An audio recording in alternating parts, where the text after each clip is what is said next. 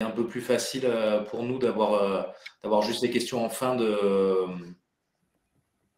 live, pour ne pas en oublier surtout. Ce serait dommage.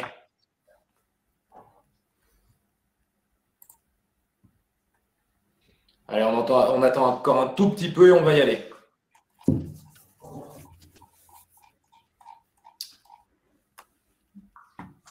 Encore un tout petit peu. Grégory, est-ce que je peux faire un live en zozotant? Je ne sais pas si j'arriverai à tenir aussi longtemps qu'un live entier en zozotant. Mais ça se tente. Mais bon, moi, j'ai déjà été visité. Par contre, Nicolas, qu'on présentera tout à l'heure, n'a pas encore été visité. Donc, j'ai envie de dire, ce serait plutôt à lui de zozoter plutôt qu'à moi. Mais bon. Bon, allez, on va commencer. On va commencer. Une petite seconde, je regarde quelque chose. Oh là, souvenir. Allez, c'est parti. Donc, je me lance. Je commence par me présenter. Non, avant toute chose, avant même de me présenter, ce que je vais faire, c'est que je vais souhaiter une excellente journée de la femme à toutes les femmes qui nous regardent et celles qui ne nous regardent pas, d'ailleurs, parce qu'elles ont le droit à une excellente journée aussi. Et comme derrière tout grand homme, il y a toujours une immense femme, je vais remercier dès maintenant Camille pour son implication et pour ce qu'elle a réalisé pour l'afterwork de ce soir, parce qu'elle nous a mis dans les conditions les meilleures pour qu'on ait juste à raconter ce qu'on a raconté. Tout le reste a été organisé par Camille. Camille, merci beaucoup. Soumia aussi, parce que tu es derrière tout ça aussi. Et Maud, parce que tu nous regardes et que ça me fait plaisir que tu nous regardes. Donc, Philippe, je suis coach dans l'incubateur Marchand de Biens. Je suis forcément marchand de biens. Je suis également investisseur immobilier. Je suis courtier en prêt immobilier. Je suis intervenant en école de commerce sur les sujets fiscaux et montage de dossiers et aussi succession. Et je suis papa d'une famille. Donc, on arrive à faire plein de choses en même temps. Il faut juste se bouger un peu. Nicolas, je te laisse te présenter peut-être. Ouais. Donc, Nicolas, je suis rentré moi, en tant que coach il y a un petit peu moins d'un mois maintenant, donc à la fois dans l'incubateur et à la fois dans la formation API. Pour ceux qui m'ont déjà vu sur la vidéo qu'on avait fait avec Yann, donc je suis huissier de justice, je suis dans la profession depuis un peu plus de 8 ans. Donc voilà, j'ai rejoint l'académie pour tout le volet principalement juridique et je suis également investisseur immobilier. Également papa. Voilà. Pas huissier de justesse, largement. Non. Bon, ça va. Allez, on se lance. Alors, tout d'abord, il me semble évident qu'il faille un peu présenter la profession de marchand de biens. Donc, qu'est-ce qu'un marchand de biens? Un marchand de biens, tout d'abord, c'est un commerçant. Donc, c'est-à-dire qu'il est régi comme vraiment un commerçant qui achète et qui revend des biens immobiliers. Donc, ne me faites pas dire ce que je n'ai pas dit. On peut très bien faire des opérations d'achat-revente sans être marchand de biens. Là, on va vraiment parler du métier en tant que tel. Donc, on peut schématiser le marchand de biens un peu comme le chef d'orchestre qui est spécialisé dans l'immobilier. C'est le coordinateur principal de plusieurs acteurs lors des opérations de marchand de biens qu'il gère. Donc, pour devenir marchand de biens, on va avoir diverses compétences. Il va falloir maîtriser. Et aujourd'hui, ce qu'on va voir, c'est aussi les 10 erreurs qu'il ne faut pas commettre surtout. Donc, dans les cas, ça requiert quoi, le fait d'être un marchand de biens? Ça requiert des compétences techniques en matière de construction, de rénovation et d'urbanisme, bien sûr. Des compétences fiscales et juridiques, obligatoirement. Fiscalité, moi j'adore. Hein. Les gens ne sont pas fans, mais moi j'aime ça. Des connaissances de l'immobilier, ça paraît évident, mais toujours est-il qu'il faut le dire. Et il faut aussi être entouré de professionnels du domaine. Pourquoi? Parce qu'on ne peut pas être pro partout. Et donc, on n'est jamais meilleur que quand on est bien accompagné.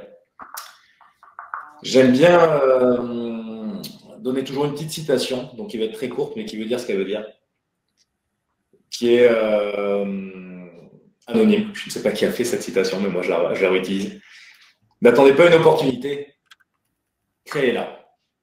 Donc pour moi, ça donne bien le cadre du marchand de biens. Il ne faut pas attendre, c'est vous qui devez faire les choses. En termes de marchand, Nicolas, est-ce que tu aurais un peu de chiffres à me donner? Parce que moi je suis friand de chiffres.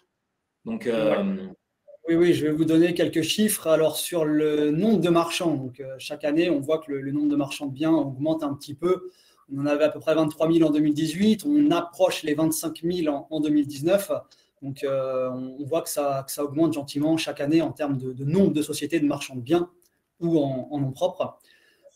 Pour parler un peu de chiffre d'affaires, donc le secteur de l'immobilier, c'est à peu près chaque année entre 80 et 85 millions 85 000 millions de chiffre d'affaires, et les marchands de biens, ça représente pour l'année 2018 à peu près 8 000 millions et pour l'année 2019 9 000 millions. Donc un petit peu plus de 10% du chiffre d'affaires total qui est généré dans le secteur de l'immobilier, donc ce qui est quand même important.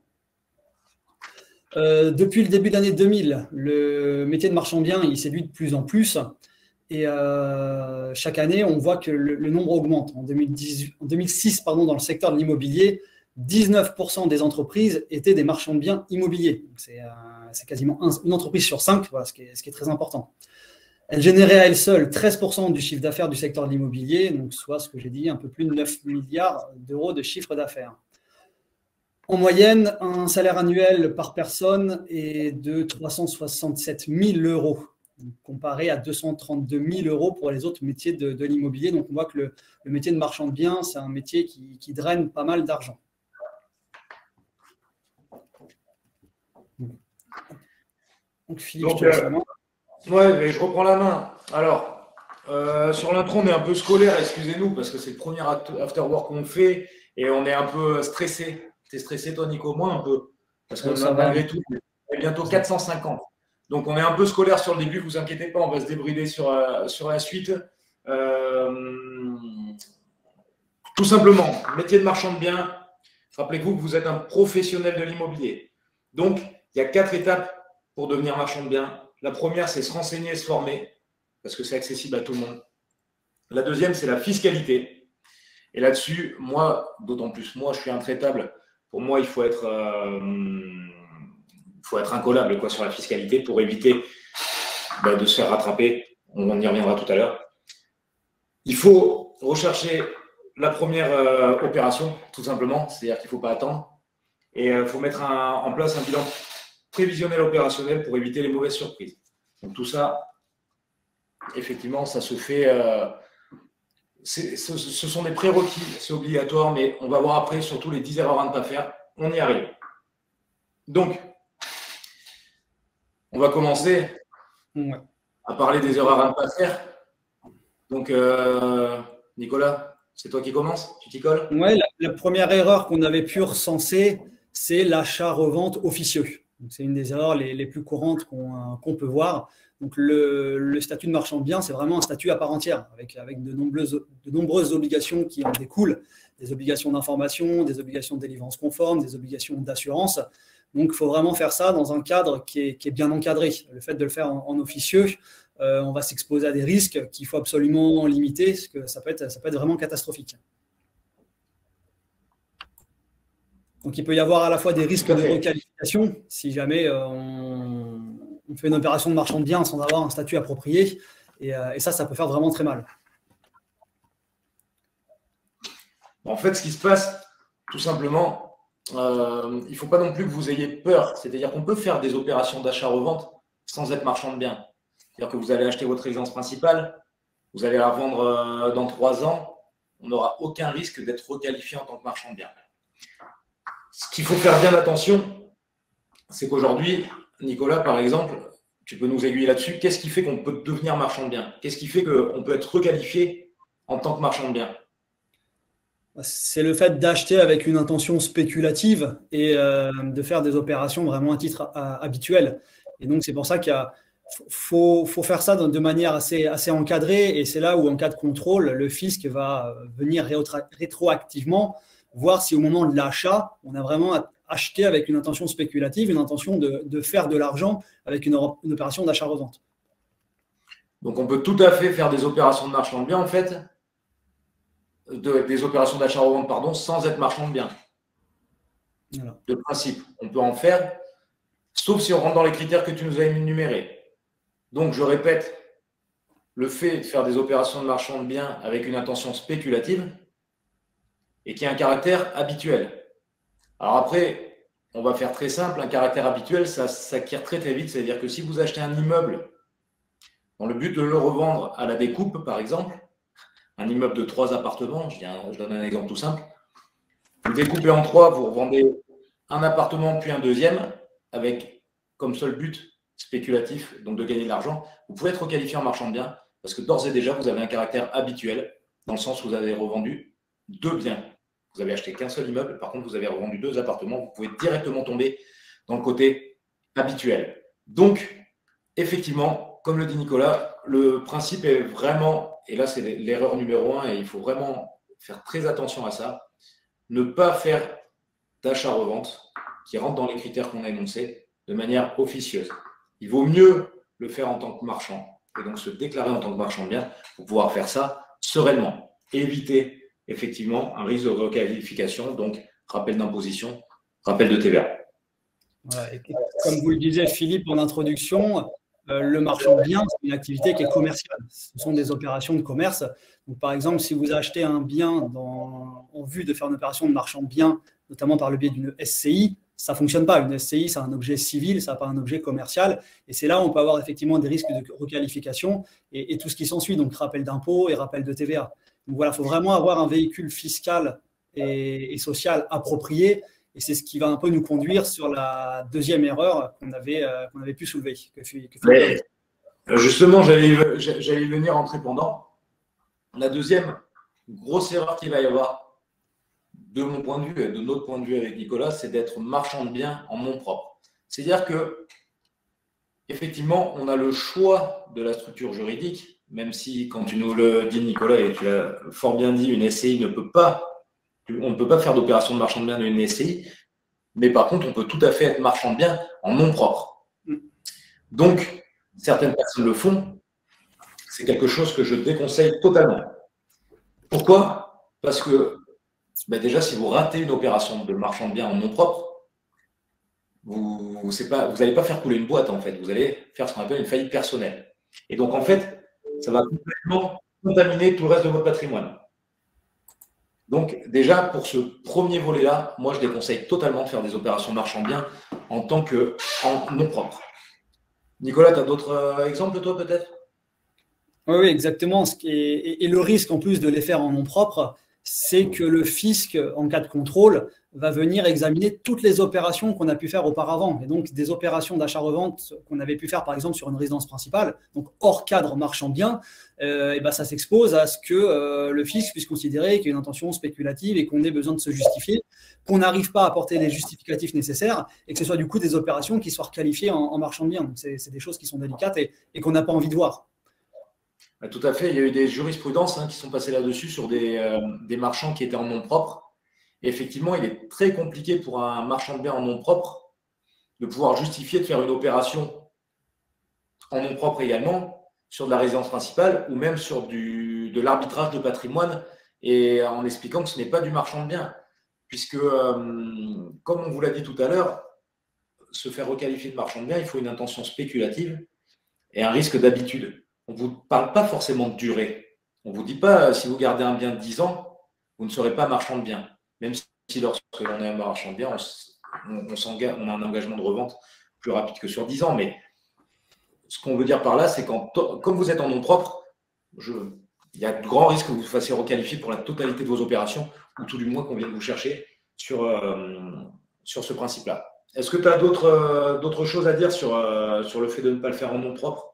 Oui, même en termes de fiscalité, c'est quelque chose qui n'est pas du tout optimisé, parce qu'en nom propre, comment ça va être fiscalisé? Ça va être fiscalisé au titre de l'impôt sur le revenu, en catégorie des BIC, des bénéfices industriels et commerciaux. Et là, c'est là, si on est sur des tranches d'imposition élevées, on se fait purement et tout simplement assassiner par l'impôt. Et donc, une opération qui peut être rentable sur le prévisionnel, il suffit qu'on ait une mauvaise fiscalité, une mauvaise imposition à la fin, et là, effectivement, c'est une opération qui ne devient plus du tout rentable. Mais en plus, je vais rebondir sur la fiscalité parce que ça m'intéresse moi particulièrement. Le côté BIC, le côté BIC. Beaucoup de personnes qui sont connectées avec nous ce soir, on vous remercie d'ailleurs d'être connectés, c'est vraiment sympa d'être là, on est 450. Donc, ça nous fait vraiment plaisir que vous soyez là. Je pense que la plupart des gens font de l'investissement immobilier locatif. Donc, lorsque l'on fait du locatif, on peut faire ce qu'on appelle du meublé et être sous le statut du loueur meublé non professionnel LMNP et on tombe dans les BIC. Et là, on est content d'être en BIC. Pourquoi? Parce qu'il y a ce qu'on appelle l'amortissement. Sauf qu'en marchand de biens, on n'amortit pas les biens. On n'amortit pas son stock. Donc, en fait, l'avantage que l'on va avoir pour faire en faisant du locatif et en étant au BIC, ben, on va le perdre totalement en tant que marchand de biens. Donc, effectivement, on va subir une fiscalité. On va subir la fiscalité de l'IR. Et effectivement, on va douiller. On va payer cher. D'autant plus qu'on soit une grosse TMI, comme tu le disais, Nicolas. Mais si on donne un exemple simple, on va avoir en France, on a 5 TMI, 0, 11, 30, 41 et 45%. À ça, vous rajoutez les prélèvements sociaux. Donc, quelqu'un qui serait une tranche à 30 plus 17 de prélèvements sociaux, il va être fiscalisé à 47,2%, ce qui fait assez mal en soi. Alors moi, j'ai un autre petit problème avec le fait de le faire en nom propre aussi, c'est que ça va être très difficile de s'associer sur du nom propre. Qu'est-ce que t'en dis, toi, Nicolas? Sur du nom propre, pour l'association, c'est quand même beaucoup plus compliqué qu'en société. C'est plus compliqué parce que du coup, il faudra s'associer en indivision, ce qui n'est pas du tout recommandé, ce que c'est pas optimisé. Et l'avantage de pouvoir s'associer, c'est de créer une société qui pourra être utilisée pour une opération. Contrairement à qu'on achète un immeuble pour plusieurs années, qu'on a un associé, bah, c'est un associé qu'on va avoir pour plusieurs années. Pour une opération de marchand de biens, on peut très bien décider de s'associer avec quelqu'un pour une opération, parce que lui, il est porteur de fonds, par exemple. On s'associe pour une opération, on fait notre opération d'achat-revente, et à l'issue de l'opération, on clôture la société, chacun récupère ses dividendes, et on ferme la société et on s'arrête là. Et c'est pour ça que la troisième erreur que nous, on a pu relever, c'est le fait de commencer seul et de ne pas s'associer. Alors, j'allais juste rebondir sur ce que tu disais. En plus, en entreprise individuelle, effectivement, on peut en avoir qu'une seule. Oui. Donc, c'est vrai que ça va complètement dans ton sens. Et donc, effectivement, la troisième erreur à ne pas faire, c'est de commencer seul. Vas-y, Nico, je te laisse en parler. Je ouvre le slide si j'y arrive. Hop. Je suis le maître du slide de ce soir, donc s'il y a du retard de slide, c'est de ma faute. C'est pas Nico. Voilà, donc le fait d'être seul, ce n'est pas une erreur, mais c'est le fait de commencer seul qu'on va considérer comme une erreur, parce que quand on commence, forcément, il y a des erreurs qu'on ne veut pas faire. Et le fait de pouvoir s'associer, on va mettre en commun des compétences et on va pouvoir effectivement tirer le meilleur de chacun. On peut avoir effectivement un associé qui va avoir du financement que nous, on ne peut pas avoir et qu'on va avoir du mal à obtenir auprès des banques. Avoir un associé qui, lui, va être très fort pour aller dénicher des bonnes affaires, un autre qui va être très fort pour maîtriser les travaux. Et donc, c'est là où on met en commun des compétences qui peuvent être très utiles et permettre d'accélérer le projet, de partir tout de suite sur des opérations super intéressantes. En plus, si on grossit un peu le trait sur le commencer seul, voilà. On va se dire qu'aujourd'hui, une opération de marchand de biens, grosso modo, il va falloir la première quasiment la financer seule. Enfin, par ses propres moyens, pas seul. Vous avez peut-être toutes les compétences pour faire une opération de marchand de biens, vous n'avez peut-être pas le cash. Sur une deuxième opération de marchand de biens, on va dire quand ça commence à se lancer, il va falloir minimum aussi 30% d'apport. Vous ne les aurez pas forcément seuls.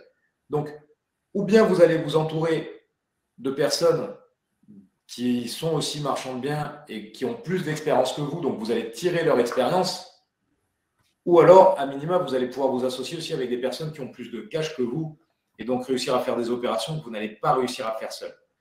Ce qu'on veut dire avec Nicolas, lorsqu'on dit que c'est compliqué de commencer seul, ça ne veut pas dire qu'on ne peut pas le faire tout seul. Réellement, on peut faire une première opération de marchand de biens seul. Mais en revanche, on trouve que le risque est quand même élevé parce que vous allez manquer d'expérience. Et donc, vous allez peut-être tomber dans des pièges qui sont évidents pour une personne qui a un peu de recul là-dessus et qui vont peut-être complètement flinguer votre première opération. Donc, c'est plus que dommage. Dans le marchand de biens, avoir un mentor, c'est pas mal. Avoir un mentor, c'est pas mal, quelqu'un qui a l'expérience et qui peut répondre à vos questions à minima, sans même parler complètement d'association. Quand on dit commencer seul, vous pouvez faire votre opération seul, mais d'avoir quelqu'un qui est là pour chapeauter un peu les choses et vous partager son expérience, tout simplement. Ouais, dans l'idéal, dans l'association, il faut vraiment essayer de trouver quelqu'un qui va nous tirer vers le haut, qui va vraiment nous apprendre des choses et nous permettre de mettre un peu le pied à l'étrier. Et ça, c'est vraiment l'association gagnant-gagnant et qui est top. Après, comme je disais un petit peu auparavant, à chacun ses compétences. Et effectivement, le fait d'avoir un associé qui, lui, va avoir de l'expérience et va avoir du financement, en contrepartie, bah, moi, je suis un peu dans les travaux, on va essayer de diminuer les coûts, je vais aller faire les travaux sur le chantier. Donc, c'est vraiment du donnant-donnant. Lui me donne de l'expérience, me donne des petits tips et astuces. Et moi, bah, je vais y mettre de ma personne et je vais mettre vraiment les mains à la pâte. Alors attention, effectivement, une association, il faut toujours qu'il y ait les deux parties, si c'est une association à deux, et s'il y en a plus, c'est pareil, que les deux parties soient gagnantes. Et il faut que les rôles soient bien déterminés au départ. Sinon, ça ne marche pas. Par expérience et par expérience d'amis et d'amis investisseurs, si les choses sont mal exprimées au départ, si les choses sont mal déterminées au départ, ça ne marchera pas bien. Mais quelque part, en marchant, il est plus facile de s'associer pour moi en marchand de biens qu'en locatif parce qu'en fait, on part sur des opérations qui sont beaucoup plus courtes tout de même.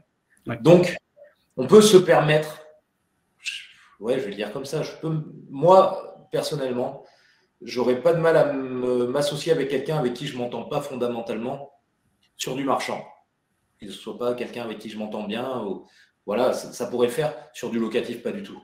Sur du locatif, ça dure sur des années. C'est vraiment de l'investissement à long terme.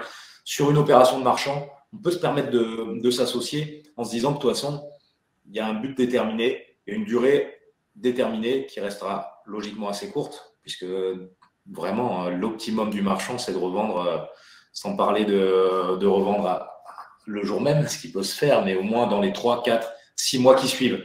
Donc, une association reste assez courte dans le temps. Donc, on peut se permettre de s'associer même avec quelqu'un qui peut vous apporter voilà, ou de l'expérience ou du cash ou autre chose, mais avec qui vous dites, voilà, on va faire qu'une opération, on n'en fera pas que 50.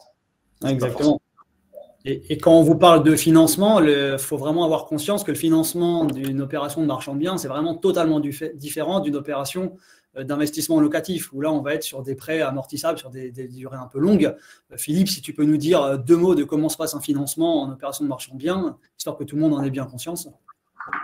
Alors, pour une opération de marchand de biens, c'est vrai que ce qui est regardé, on ne peut pas regarder. Alors, je vais exagérer le trait en disant ça parce que ce n'est pas vrai, mais on ne va quasiment pas regarder le profil de l'investisseur comme pour du locatif, on va regarder un taux d'endettement, ainsi de suite. Non, vous allez être géré déjà non pas en agence, mais par les pôles immobiliers.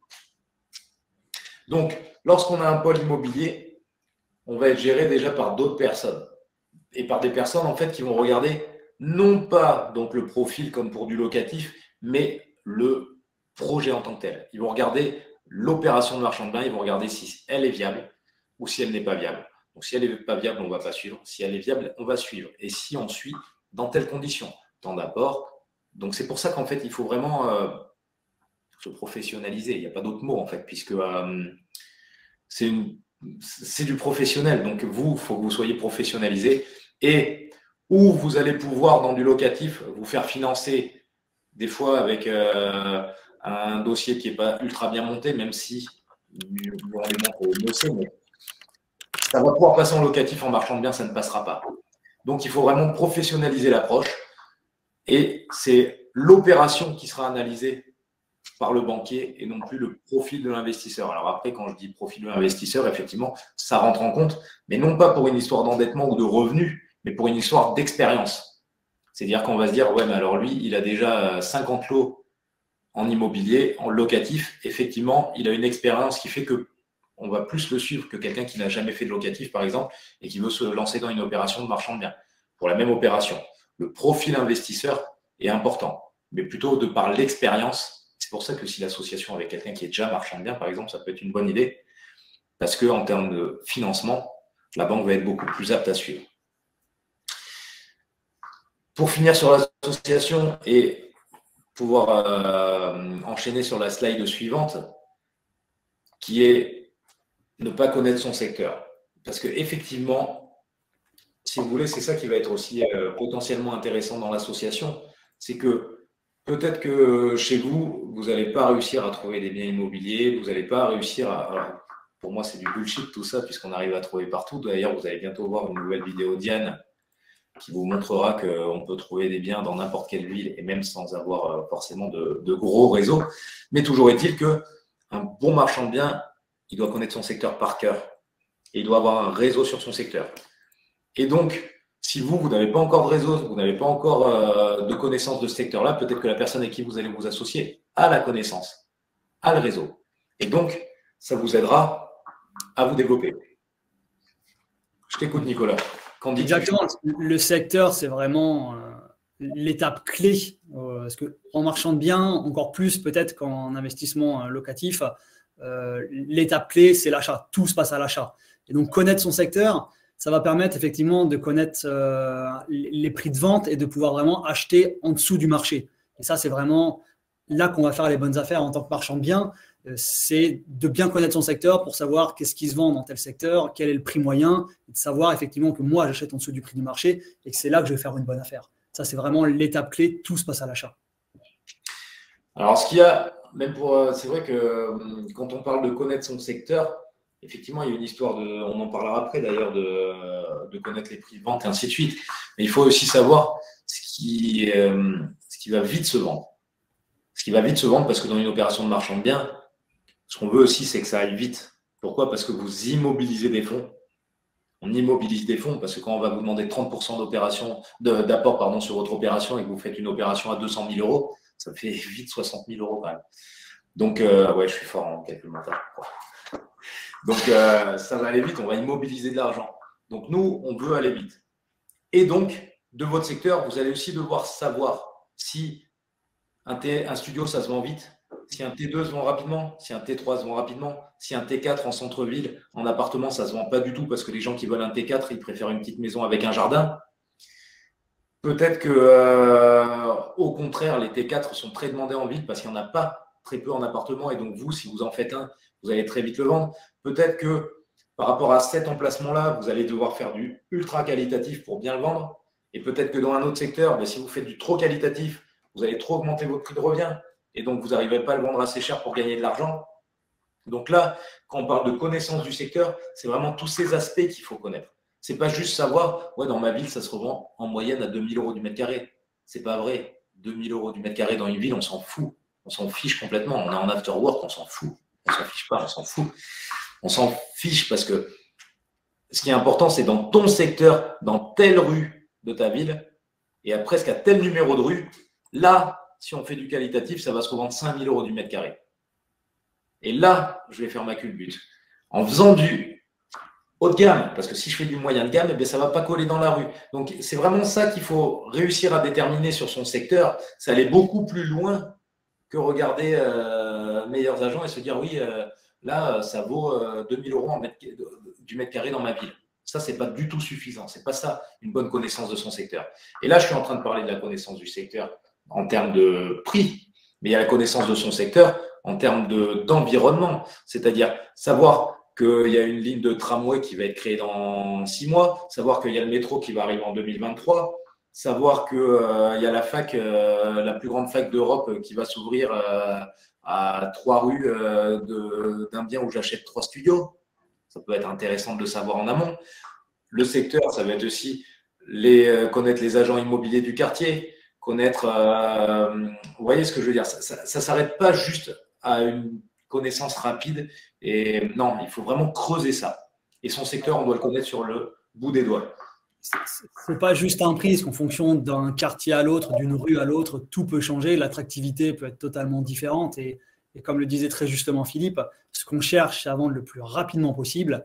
Et le fait d'investir dans le mauvais quartier, on peut avoir une opération rentable sur le papier. Si on n'arrive pas à la revendre ou qu'on perd du temps, sachant qu'on a également des engagements de revente avec des durées à ne pas dépasser, ça peut être dramatique. Et après, toi, qu'est-ce que tu en penses? De toute façon, finalement, le fait de bien connaître son secteur, ça va permettre quoi? Effectivement, d'acheter en dessous du prix du marché. Et c'est un peu l'erreur numéro 5 qu'on a recensée, c'est le fait de ne pas acheter en dessous du prix du marché. Parce que forcément, en tant que marchand de biens, on va avoir des frais qui vont venir se rajouter en fonction de notre opération. Ça peut être des frais de division, création de copropriété, de faire un diagnostic de l'immeuble, plein de choses qui sont possibles et qui vont venir rajouter des frais à notre opération. Donc, si déjà on n'achète pas en dessous du prix du marché, on n'arrivera pas à tomber sur nos pattes. Ce qu'il faut bien comprendre, c'est que souvent en marchant bien, les gens ils ont l'impression qu'on gagne de l'argent quand on revend. Souvent on se dit, j'ai gagné de l'argent à la revente. Sauf qu'en fait, la réalité, elle se fait à l'achat. Et elle s'est toujours fait à l'achat. Et pour le locatif, ça se fait à l'achat aussi. Donc d'autant plus en marchand, la plus-value, elle ne se fait pas par la revente. La plus-value, elle se fait dès l'achat. Parce qu'effectivement, si vous achetez trop cher, quoi que vous fassiez derrière, vous ne pourrez jamais retomber sur vos pattes.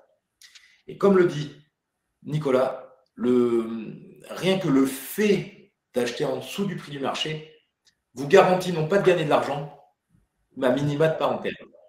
C'est-à-dire que effectivement, on va avoir des frais quand on est marchand parce que on va avoir des frais, mais les frais que tu as annoncés, les frais de banque aussi, je ne sais pas si tu en avais parlé, il ne me semble pas que tu l'aies dit, mais non, ouais. Vous allez avoir, si vous faites financer, vous allez avoir des frais de banque et vous allez voir qu'en marchand, ça n'a rien à voir avec le locatif.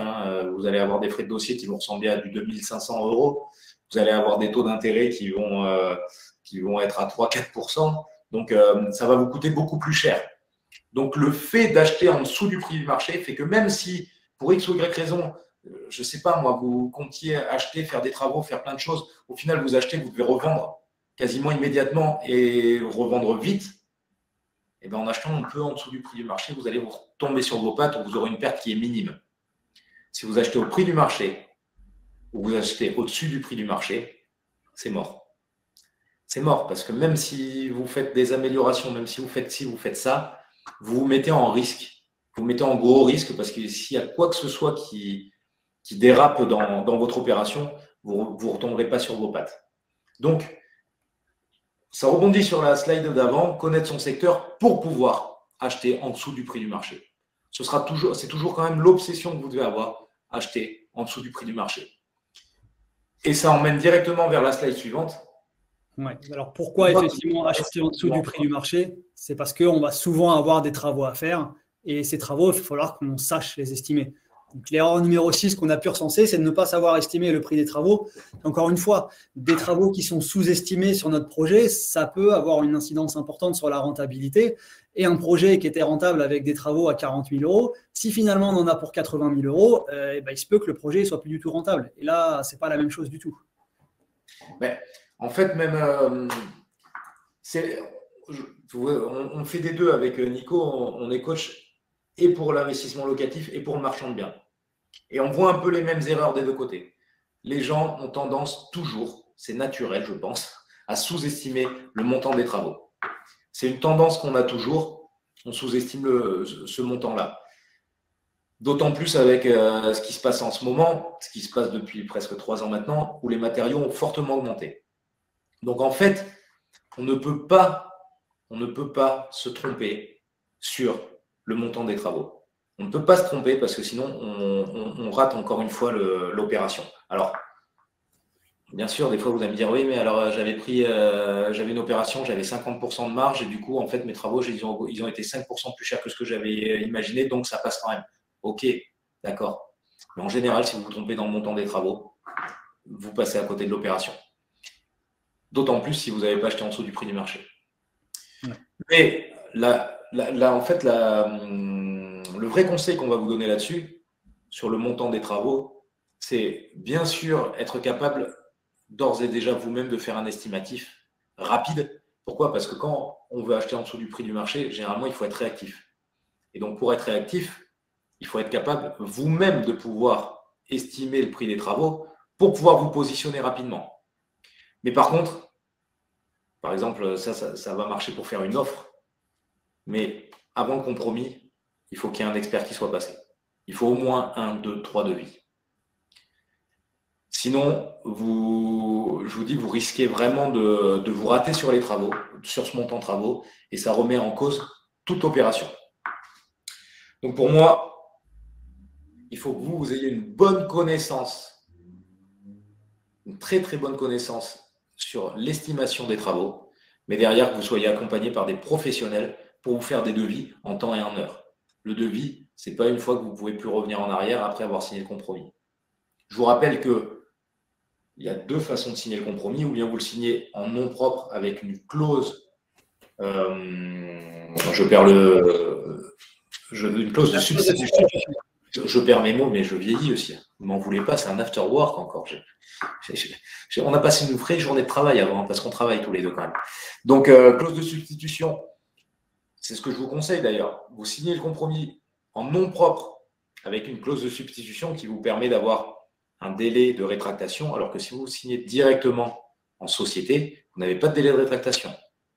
Donc, là, c'était le petit conseil bonus. Je vous conseille de signer le compromis en nom propre avec une clause de substitution. OK? Ce qui nous permet d'avoir un peu de temps supplémentaire. Mais toujours est-il que ça n'empêche qu'il faille avoir une équipe derrière soi qui est capable de faire des devis très rapidement et des devis 1 ou 2. Ou alors, vous avez votre artisan avec qui vous avez l'habitude de travailler et vous savez que limite, il est un tout petit peu cher et vous lui faites faire le devis.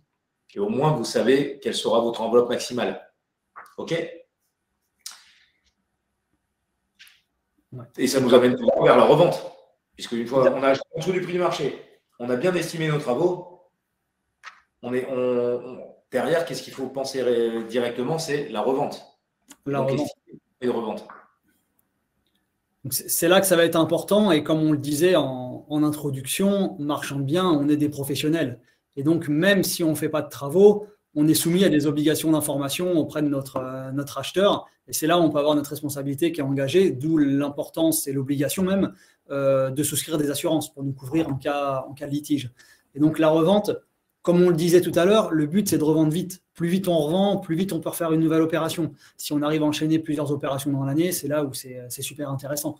Et donc, c'est pour ça qu'il faut faire attention. L'erreur qu'on a pu recenser, c'est penser revendre plus cher que le prix du marché. De se dire, j'ai acheté en dessous du prix du marché, j'ai un super secteur, j'ai fait des super travaux, je vais revendre plus cher. Donc, mais je vais même plus loin que toi, Nicolas. Souvent, les gens qui pensent vendre plus cher, c'est ceux qui n'ont pas acheté en dessous du prix du marché. Oui, pour essayer de compenser effectivement le fait de ne pas avoir acheté en dessous du prix du marché. J'achète trop cher, je fais mes travaux, et pour gagner de l'argent, il faut que je revende plus cher que le prix du marché. Ouais. Et c'est là, effectivement, où je t'écoute pour la suite. Il y a une grosse erreur. Donc, pourquoi ne pas revendre plus cher que le prix du marché? Parce que le but, c'est de revendre vite. Comment revendre un bien vite? C'est tout simple, le vendre au prix juste ou légèrement en dessous du prix du marché. Si effectivement, on se positionne à 5-10 000 euros en fonction du bien sous le prix du marché, avec un bien qui est ultra qualitatif, qui a un super secteur, ça va partir rapidement. Sur des marchés tendus, c'est des biens qui peuvent partir super rapidement. Et là, ça va nous permettre effectivement d'enchaîner les opérations. L'argent d'aujourd'hui vaut plus cher que l'argent de demain. Je ne sais pas, un grand philosophe qui a dit ça. Ouais. Et effectivement, le but d'un marchand, c'est de revendre vite. Et on ne revend pas vite quand on vend trop cher, quand on vend au-dessus du prix du marché. Donc effectivement, comme le dit Nicolas, on va même essayer de se placer un peu en dessous du prix du marché pour que ça aille vite. Parce que je préfère vendre un peu en dessous du marché en 3 mois que bien au-dessus du prix du marché en 1 an et demi. Et d'autant plus que quand vous allez mettre trop cher, votre annonce, elle va sortir, ça ne va pas se vendre, vous allez être obligé de baisser le prix, vous allez faire des manipulations qui font que les gens, ils voient votre annonce sortir, ça baisse, ça baisse, ça baisse. Et en fait, vous allez et perdre du temps et perdre de l'argent finalement parce que vous ne revendrez pas au prix que vous l'imaginez.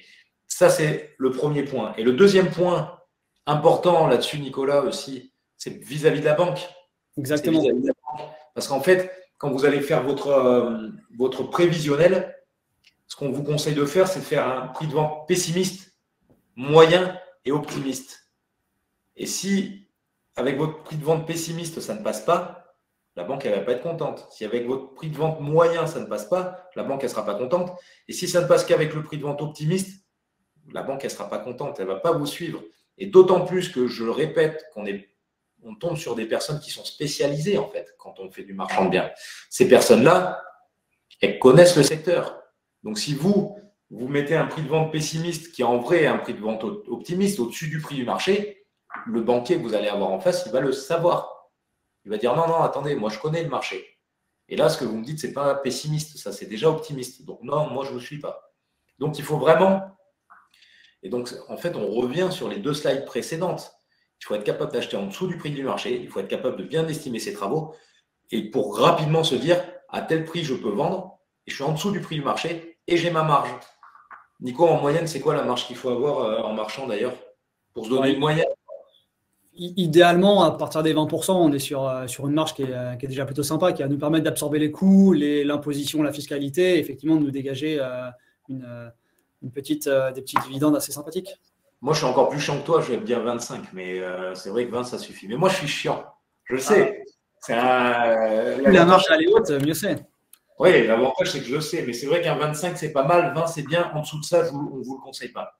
Voilà. Et c'est pour ça que sur prévisionnel, il faut quand même rester réaliste. Quand on parle de prix de vente pessimiste, ça peut correspondre effectivement à ce qu'on disait avant, le prix de vente légèrement en dessous du prix du marché.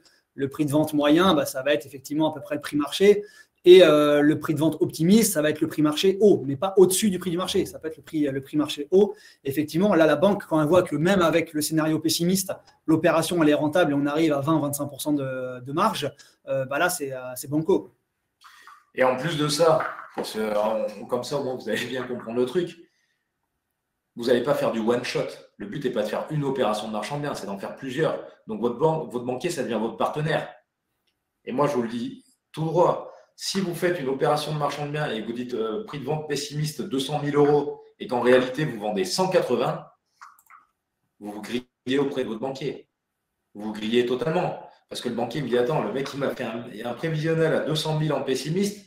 Vous avez eu de la chance, c'est pas assez. Le banquier, il vous suit, il vous finance, vous vendez 180. Moi, personnellement, j'ai été banquier. Je n'étais pas dans le côté marchand de biens, mais je me dis, le mec, c'est un… Enfin, la fois d'après, non, je ne lui fais pas confiance. Il m'a mis un prix pessimiste à 200 000, un prix moyen à 220, un prix optimiste à 250, il a vendu 180. Le mec, il ne connaît pas son travail. Puisque je vous répète, marchand de biens, vous êtes professionnel. Ouais. Vous vous ratez, vous ne connaissez pas votre travail. Moi, je suis banquier, je me dis, le mec, il ne connaît pas son travail, je ne travaille plus avec lui. Donc, encore une fois, faire un prévisionnel vraiment pessimiste et en plus de ça, vraiment viser un prix de vente, comme l'a dit Nicolas, en dessous du prix du marché et pour le côté optimiste, en haut du prix du marché, mais pas au-delà du prix du marché, ça ne se vendra pas. Donc, ça ne sert à rien d'imaginer des choses qui n'arriveront pas. Ouais. Puis vis-à-vis de la banque, ça va être super important de réussir sa première opération, parce qu'on a vu qu'il y avait des apports qui étaient super importants. Si la première opération se passe super bien et qu'on arrive avec la banque avec un nouveau dossier, c'est là où on pourra peut-être effectivement négocier un peu l'apport qui est demandé et avoir effectivement le moins d'apport possible à mettre. Je vois quand même que toi, tu es en after-work parce que tu veux négocier un pot, toi, direct. Exactement. Ouais, j'ai bien compris. Direct, tu veux négocier un petit pot, lui. Bon, ça nous amène tout droit à l'erreur suivante qu'il ne faut pas faire, c'est ne pas connaître son client final. Parce qu'en fait, vous allez voir que ça reprend totalement ce qu'on vient de dire précédemment. C'est-à-dire que ça reprend le fait de connaître son secteur, ça reprend le fait d'acheter en dessous du prix du marché, bien sûr, ça reprend surtout le coût des travaux et de ne pas vouloir revendre au-dessus du prix du marché. Il faut connaître son client final. C'est-à-dire qu'avant même de lancer l'opération, vous allez visiter le bien et de par la visite du bien, vous allez directement vous dire là, ok, je sais ce que je vise. On va faire simple. Je vais donner un exemple tout simple. On a tourné il y a 2 semaines à Toulouse. On a trouvé un bien immobilier et on va le rénover sur du standing, même du haut standing. Pourquoi ? Écoutez bien, c'est une exclue. Pardon ? Il faut bien écouter, c'est une exclue. C'est une exclue, alors vous ne le répétez pas, mais on est entre nous, on n'est que 440. Ça va, on n'est que entre nous. Le but, il est quoi ? Il est de se dire que quand on a visité le bien, directement on s'est dit, tiens, on va revendre à telle population. Pourquoi ? Parce qu'on est à tel endroit dans la ville. On a un parking. Ok, super, nickel. Donc ça veut dire que déjà, on peut aller sur quelqu'un qui est mobile. On a X chambres. J'en dévoile pas trop non plus. Hein. On a tel tarif. On est à tel endroit de la ville. Ok, là, ça se vend cher. Parking souterrain, tac, tac. Toulouse, il y a quand même de l'ingénieur. Donc, il y a des gens qui ont les moyens. Ok, on va faire du haut standing. Et donc, en fait, quand on a acheté, on sait déjà qu'on va partir sur du haut standing en termes de travaux. Donc, en travaux, on va en avoir pour plus cher. Par contre, on sait aussi qu'on sera à la revente sur un tarif élevé, haut du marché, mais par rapport à ce qu'on vend. Je ne suis pas en train de dire que ce sera au-dessus du prix du marché, je suis en train de dire haut dans le marché parce qu'on va faire du haut standing. Et ça, on ne peut pas le faire. J'habite à Bergerac, je ne peux pas le faire en centre-ville de Bergerac. Parce que si j'achète un bien et que je fais une rénovation de haut standing, eh bien, je ne revendrai jamais à une personne adaptée. Mon client final ne sera jamais… et pourtant, je suis de Bergerac, donc voilà, mais mon client final n'aura jamais assez de fonds et ce ne sera pas du tout adapté à de la rénovation de ce type-là. Donc en fait, on retourne sur le fait de bien connaître son secteur et surtout de savoir à qui on va vendre. Il faut le savoir dès le départ. On repart du principe que si on est juste à côté d'une fac, on achète dans un immeuble qui est juste à côté d'une fac. Mais de principe, je préfère acheter un studio direct qu'acheter un T4. Parce qu'en fait, je sais que l'acquéreur, la personne qui va m'acheter dans cet immeuble, ce sera un parent pour son enfant ou ce sera un jeune actif qui sort de la fac et ainsi de suite. Donc, en fait, on sera forcément sur des biens, pas forcément sur un budget très élevé. Mais dans cet immeuble-là, le T4, tu vas avoir du mal à le vendre. Pourtant, dans cet immeuble, il y a forcément un T4, il y a un T3, il y a du T2, il y a du studio. Mais si tu es à côté de la fac, je vois même une famille avec des enfants qui vont s'installer à côté d'une fac où il y aura forcément de la fête et ainsi de suite. Donc, tu connais ton client final, pardon Nico, vas-y. Je sais pas toi, mais j'entends des gens qui se disent là en off, oui, mais on peut faire de la colocation. Oui, non, je suis d'accord. Mais la colocation, justement, ça va être une stratégie. Cet immeuble, c'est un T4, c'est à côté de la fac. Et ben, je vais le préparer en colocation pour pouvoir le revendre, non pas à quelqu'un qui va chercher sa résidence principale, mais qui va chercher un investissement. Donc, ça reste effectivement une stratégie. Et le but, c'est d'avoir une stratégie quand on achète en marchand de biens. Parce que voilà, si on s'adresse à un particulier, il voudra peut-être un truc un peu clé en main où il y a juste ses valises à poser, aucun travaux à faire. Si on s'adresse à un investisseur, lui préférera peut-être avoir un petit package avec des devis qu'on aura fait au préalable pour pouvoir effectivement lui faire les travaux. Pourquoi? Parce que voilà, vous êtes tous des investisseurs chevronnés, vous savez que les travaux, ça permet d'avoir du déficit ou de l'amortissement qui sont un peu ce qu'on cherche tous les jours pour réduire la fiscalité. Et donc voilà, si on vise un investisseur, on va lui garder les travaux. Si on vise plutôt un particulier, il se peut qu'on fasse les travaux nous-mêmes. Comme le disait Philippe, on est à côté de la fac, on a des studios, on va viser effectivement plutôt de l'étudiant. On est à côté de la fac, on a un T4, on va peut-être pas viser une famille, on va viser dans ce cas-là un investisseur avec une coloc. Et voilà, il faut vraiment avoir une stratégie pour avoir un client final. Et c'est là où tout se goupille un peu. Et tout ça, idéalement, c'est de le faire dès la visite. On connaît son secteur, on sait où je vais acheter. Une fois que je vais visiter, je vais essayer d'acheter en dessous du prix du marché. Sur place, je sais que là, j'ai acheté à peu près à 1 300 € du mètre carré, que je vais avoir 800 € par mètre carré de travaux, que je vais avoir tant de frais. Je pense déjà à la revente. Je sais que là, je vais faire des travaux, je vais être sur le panier haut, que je vais pouvoir revendre 2400, 2500 € du mètre carré. Et je sais que je vais vendre à tel type d'investisseur. Et tout ça, une fois qu'on arrive à tout faire pendant la visite et à boucler son projet comme ça, c'est top, on a tout gagné. Regarde, je vais donner un exemple encore une fois très simple, parce que c'est vrai que là, se dire à côté de la fac, machin, on peut toujours trouver du contre-exemple. Encore une fois, on fait 2 vidéos avec Yann. Une première au Mans, pour ceux qui l'ont vu. Je pense que les gens qui sont connectés ont sûrement vu la vidéo, c'est pour ça que j'en parle. On fait cette opération en marchand de biens. Et en fait, on va revendre à un investisseur. Et à Toulouse, on va revendre en résidence principale. Je peux vous dire que les travaux, ce ne sont pas du tout les mêmes d'un côté que de l'autre. Pourquoi? Parce que notre client final, ce n'est pas le même. Et on le sait dès qu'on rentre dans le bien, nous. On est rentré dans le bien, on s'est dit ça, tac, ce sera vendu pour un investisseur. Là, tac, ce sera vendu pour de la résidence principale. On se doute bien qu'on ne fait pas du tout la même chose, même si on fait les travaux nous-mêmes d'ailleurs. Parce que Nicole disait à juste titre, à un investisseur, on peut vendre un package, mais on peut vendre aussi un bien qui est déjà, dont les travaux sont faits. Mais n'empêche que on ne fait pas la même chose pour revendre à un investisseur que pour revendre à quelqu'un pour de la résidence principale. Donc, on doit connaître son client final au départ. Ça peut paraître compliqué, mais dès l'instant que vous avez bien compris ça et que vous le maîtrisez, vous allez gagner énormément de temps et d'argent, forcément. Et ça, d'où l'intérêt de ne pas commencer seul, parce qu'effectivement, quand on s'associe, on peut avoir un associé qui a une vision un peu différente des choses et qui va venir effectivement nous apporter quelque chose que nous, on n'avait pas vu, qu'on n'aurait pas fait, et qui peut être un super projet. Ouais. Et le fait de connaître son client final, ça nous emmène aussi tout droit vers la slide suivante, qui va être, Nico. Ouais, vouloir faire trop gros. Et ouais, parce que si tu connais ton client final, tu ne tombes pas là-dedans. Je t'écoute. On t'écoute. Voilà, c'est un peu ce que disait Philippe tout à l'heure. Si on vise une opération, comme il prenait l'exemple au Mans, quand il disait que ce n'était pas du tout les mêmes travaux qui allaient être faits que pour leur projet à Toulouse, c'est qu'en matière d'opération de marchand de biens, il y a tellement de choses qui sont possibles. Ça peut être tout n'importe quoi. Ça peut être, j'achète un petit studio en dessous du prix du marché et je le revends immédiatement, sans rien faire dedans, parce que je l'ai acheté 500 euros, 500 euros par mètre carré en dessous du prix du marché. Je vais le revendre prix du marché. Et voilà, je vais tout de suite faire une plus-value, donc qui sera toujours une opération de marchand de biens, parce que même s'il n'y a pas de travaux, même s'il n'y a pas de division, même s'il n'y a pas de tout ça, il y a un intérêt spéculatif, et donc ça rentre effectivement dans le marchand de biens. Donc là, ce sera une opération de marchand de biens. Donc ça peut être effectivement une simple achat-revente, ça peut être de la division, ça peut être de la réhabilitation, ça peut être de la transformation, de la surélévation, ça peut être de l'aménagement de lotissement. Donc il y a énormément de possibilités en marchand de biens. Et au début, voilà, il faut quand même se cantonner à des choses qu'on maîtrise, qu'on sait faire, soit en tant qu'investisseur locatif, c'est-à-dire faire des travaux, remettre quelque chose au propre et le revendre derrière, et pas essayer de faire trop gros et de viser la lune directement.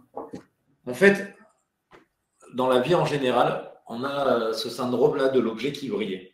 C'est-à-dire qu'en fait, vous allez être forcément plus attiré par un gros projet parce que vous allez logiquement dégager plus d'argent. Sauf que, s'il faut regarder, encore une fois, un grand philosophe a dit que dans l'investissement, tu as une pièce où d'un côté, tu as le rendement et de l'autre côté, tu as le risque.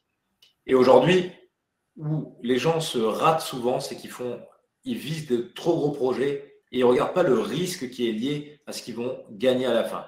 C'est-à-dire que, grosso modo, j'exagère le trait, mais il vaut mieux une opération, j'achète un bien 100 000, je fais 100 000 de travaux, je le revends 250 000, qu'un bien que j'achète 1 million d'euros, où je fais 500 000 euros de travaux qui vont me prendre peut-être 1 an et demi pour le revendre finalement même 2 millions d'euros. Alors que dans notre idée, on va se dire vas-y, j'y vais direct sur celui-là. Pas forcément. Il vaut mieux faire des petites opérations, comme le disait Nicolas Aumont au départ, qui vont vite, qui sont simples, qui permettent de monter du cash, qui permettent de montrer qu'on sait faire, notamment aux banques et de futurs potentiels associés, que de partir sur le gros projet direct et se dire j'ai trouvé un truc super, voilà, acheter 1 million d'euros, on divise, on fait ci, on fait une opération, une usine à gaz, pour à la fin, que si on regarde ce que ça nous rapporte par rapport à ce que ça nous coûte en immobilisation, parce que je vous rappelle que quand vous faites une opération à 1 500 000 euros, il faut mettre grosso modo 500 000 euros sur la table. Et si vous immobilisez cet argent pendant 1 an et demi, pour à la fin retirer 500 000 euros, c'est beaucoup moins viable que la petite opération dont j'ai parlé, où vous avez besoin de 50 000 euros d'apport et vous récupérez 50 000 euros 3 mois après peut-être. Donc, vous en fait, quand vous allez vous lancer en tant que marchand, vous devez toujours avoir cette notion en tête, cette notion d'immobilisation d'argent, de durée et de complexité. Et quand j'ai ces 3 choses en même temps, c'est ce que j'appelle moi le risque. Donc en fait, il faudra toujours regarder le risque en face de ce que ça vous rapporte. Pas juste ce que ça rapporte, parce que sinon, si tu me dis oui, j'ai une opération qui va me rapporter 500 000 euros, qu'est-ce que tu en penses? Ben oui, dans l'idée, une opération qui te rapporte 500 000 euros, c'est beau. Par contre, s'il faut immobiliser 10 millions d'euros pendant 2 ans, c'est naze. C'est complètement naze. Par contre, celui qui me dit ouais, je fais une opération de marchand de biens, je gagne 20 000 euros. De principe, les gens ils vont dire marchand de biens pour 20 000 euros. Oui, ben, j'achète 15 000, je revends 35. Merci, au revoir. En 2 mois, c'est bouclé. En 2 mois, c'est bouclé. Ben, vas-y, même moi, je le signe celui-là, de suite. Donc, alors, si on achète 15 et qu'on revend 35, je le dis de suite, avant le disclaimer, on ne peut pas. On a un risque de. Décision pour lésion. Exactement, si on revend 7/12 de plus que ce qu'on l'a acheté. Mais bon, c'était pour donner un exemple chiffré. OK ? Et n'oublions pas qu'en marchand de biens, nous sommes des professionnels et que chaque type d'opération va avoir des règles propres en fonction de si on dévisse, si on aménage, si on fait du lotissement. Il va y avoir énormément de réglementations. Donc, il ne faut absolument pas se tromper parce qu'on est des professionnels. C'est notre responsabilité qui est en jeu. Donc, plus le projet est gros, plus le risque est gros et plus notre responsabilité est importante également. Et c'est là où c'est super important et ça va permettre de faire la transition avec la 10e et dernière erreur qu'on a pu relever. C'est que pour éviter de faire toutes ces erreurs, il faut se former et savoir s'entourer de professionnels. Et juste sur l'erreur numéro 9, je ne suis pas en train de dire que si vous avez un super projet à 1 million d'euros, il ne faut pas le faire. Hein. Et même si vous avez besoin d'associer, que c'est super, ne vous inquiétez pas, on trouvera toujours. Justement, on y est là sur Philippe, notre… il a 100 cash pour vous aider. Bien sûr, toujours. Donc, on arrive forcément sur notre 10e erreur, qui serait de ne pas se former et de ne pas s'entourer de professionnels. Donc déjà, quand je dis se former, alors attention, je ne suis pas en train de dire faire une formation bête et méchante, genre avoir une checklist. Et quand vous faites votre opération, vous checkez, ça, ah ouais, premier truc, ça c'est fait. Ok, deuxième, ça c'est fait. Troisième, c'est fait. Quatrième, c'est fait. Ah ben super, mon opération, elle va marcher. Non. Marchand de biens, ça va beaucoup plus loin que ça. C'est pas un fichier Excel. Ouais, c'est pas un fichier Excel à remplir. Enfin, il y a des fichiers Excel à remplir, mais il ne faut pas juste remplir une checklist et se dire grâce à cette checklist qui est remplie, ça va marcher. C'est complètement faux. Ça suffira pas. Ça suffira pas du tout. En revanche, il faut quand même se former. Donc ça, c'est une base, puisque même si vous êtes bien entouré, puisque vous avez bien vu que dans notre erreur, on a se former, s'entourer. Même si vous êtes bien entouré, alors moi, ça c'est mon point de vue quotidien, même pas qu'en marchant, il faut avoir des bases. Parce que sinon, en fait, tu subis tout. C'est-à-dire que, par exemple, pour mes SCI, pour ma SAS en marchand de biens, j'ai un comptable, j'ai un expert comptable qui est très bon. Donc, je sais m'entourer. Ça n'empêche que je suis formé et que je ne sais pas faire son travail, mais je le comprends. Et pour moi, c'est essentiel, parce que déjà, j'aime comprendre les choses, mais parce qu'en plus, la confiance, n'excluant pas le contrôle, ça me permet aussi déjà de pouvoir interagir avec lui, et même des fois de pouvoir lui dire non, moi, je ne veux pas ça, je veux ça. Et si je ne sais pas, en fait, je subis. Et pour rebondir sur ce point-là, quand on vous dit qu'il faut se former, par exemple en comptabilité, on ne vous parle pas d'aller faire un BTS comptabilité sur 2 ans pour comprendre ce que fait votre comptable, mais posez-lui des questions. Il faut vraiment poser des questions, votre comptable il va vous y répondre. Après, c'est sûr que si vous allez appeler tous les 4 matins pour qu'il vous fasse un cours de comptabilité, ce n'est pas son but, mais il faut vraiment comprendre ce qu'on fait. Il ne faut pas hésiter à poser des questions, quel que soit le professionnel qu'on a en face de soi. Toujours, toujours. Le professionnel, en plus, généralement, il aime bien parler de son métier.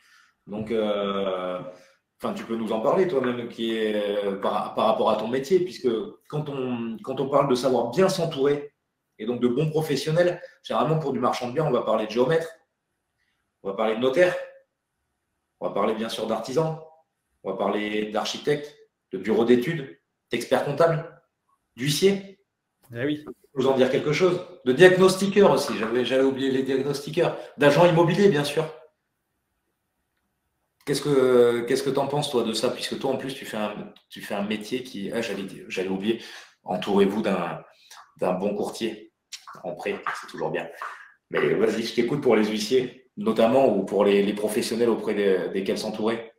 Ouais, ça va être important, effectivement, d'avoir des professionnels qui connaissent le métier de marchand de biens. Par exemple, les notaires, tous les notaires ne font pas, ils ne connaissent pas le marchand de biens. Donc, c'est pour ça que ça va être important d'aller chercher le bon notaire. Pareil pour le comptable, ça va être sympa, c'est indispensable d'aller chercher le comptable qui connaît les opérations de marchand de biens. Pareil pour le géomètre. Pareil pour après les artisans, les travaux, ça ne va pas avoir de réelle incidence. Pour les architectes, ça, pareil, il n'y a pas de grosse différence. Pour ma profession, voilà, je vais défendre un peu ma paroisse. Les huissiers, c'est pareil. Prenez des huissiers qui connaissent le métier de marchand de biens, qui connaissent les pièges et qui peuvent vous aider effectivement à les contourner. Et c'est là où le fait de s'entourer, ça va vous permettre d'éviter de tomber dans des pièges et d'avoir des factures très salées qu'on n'a pas envie de payer et d'avoir des requalifications comme on parlait au début, d'avoir des redressements, d'avoir de la TVA à payer, d'avoir ci, d'avoir ça. Et c'est là où ça va être super important. Le marchand, souvent, son métier, c'est de régler des problèmes. Hein. Ouais. C'est souvent le cas, c'est souvent là-dessus qu'on fait de l'argent. On achète un bien, il y a des problèmes dessus, on les règle. Et donc, encore une fois, on n'est pas omniscient, donc on est obligé d'être bien entouré. Et c'est pour ça aussi qu'on parle d'une formation et qu'on dit il est obligé de se former parce que on est obligé de se former parce qu'il faut connaître les règles d'urbanisme. Donc, on n'est pas en train de vous dire, encore une fois, que vous devez connaître le PLU sur le bout des doigts, mais vous devez avoir des notions, et même plus que des notions. Après, voilà, vous irez voir l'urbanisme pour leur poser la question exacte. Mais si vous n'avez aucune notion, vous ne saurez même pas quoi poser comme question à l'urbanisme. C'est ça qui est dérangeant quand on a des gens qui ne sont pas formés. C'est que vous n'allez même pas savoir un moment qu'il peut y avoir, par exemple, si on divise, besoin de créer, on va peut-être avoir besoin de créer des places de parking, par exemple. Oui. Et donc, si vous ne le savez pas, vous n'en avez même pas la notion, vous n'allez pas le demander à l'urbanisme. Et vous allez vous retrouver avec un bien, vous n'allez pas pouvoir diviser parce qu'il faut créer des places de parking et vous ne pouvez pas le faire. Et donc, ce que vous pensiez être une bonne affaire ne l'est plus. Donc, règle d'urbanisme, on le redisait, chiffrage travaux. Ça, on peut se former aussi pour savoir chiffrer les travaux. Ce n'est pas très compliqué, en fait, une fois qu'on a l'habitude. Alors, encore une fois, s'il y a 100 000 euros de travaux et que vous estimez 110 ou 90, on n'est pas loin de la réalité. C'est ça qu'il faut, c'est pas être à l'euro près. Il y a des points de vérification, vous êtes un professionnel. Il y a le fait de présenter un dossier sérieux à la banque. On se forme pour ça. On se forme pour ça, pour savoir comment monter un dossier. On se forme. Il faut avoir voilà, ces connaissances-là qui ne passent que par la formation. Tu as quelque chose à rajouter ? Non, voilà, le but, c'est d'avoir, dès qu'on s'engage et dès qu'on va aller signer notre compromis, d'avoir vraiment toute notre étude de faisabilité du projet qui a été fait et d'être sûr qu'on a un projet qui est cadré, de prévoir également les imprévus, de pouvoir chiffrer les imprévus. Parce que voilà, si on a de la grosse rénovation de la division, on sait qu'on va avoir des imprévus, pouvoir les chiffrer. Ce qu'on ne veut surtout pas, c'est retourner voir la banque avec, même si on avait une marge à 30-40%, ce qui est excellent, mais si on retourne voir la banque, parce qu'en fait, on avait estimé qu'il y avait 48 € de travaux, mais on en a plus pour 80, le projet reste rentable, mais ça ne fait pas sérieux auprès de la banque. Et c'est là où ça peut être compliqué par la suite. Donc, il faut vraiment tout faire pour être sûr d'avoir un projet qui est rentable. Et là, déjà, si on arrive à esquiver ces 10 erreurs, et on est pas mal. Je pense qu'on est plutôt bien. Ouais.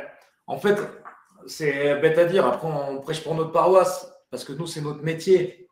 Mais ça nous emmène directement vers le fait de se former. Et pourquoi il est important de se former, de se faire accompagner, c'est tout ce qu'on a vu sur les 10 erreurs précédentes. Donc aujourd'hui, nous, notre métier, il est exactement là. Dans l'incubateur marchand de biens, tu peux nous en parler, toi, peut-être, Nicolas, d'ailleurs, de l'incubateur.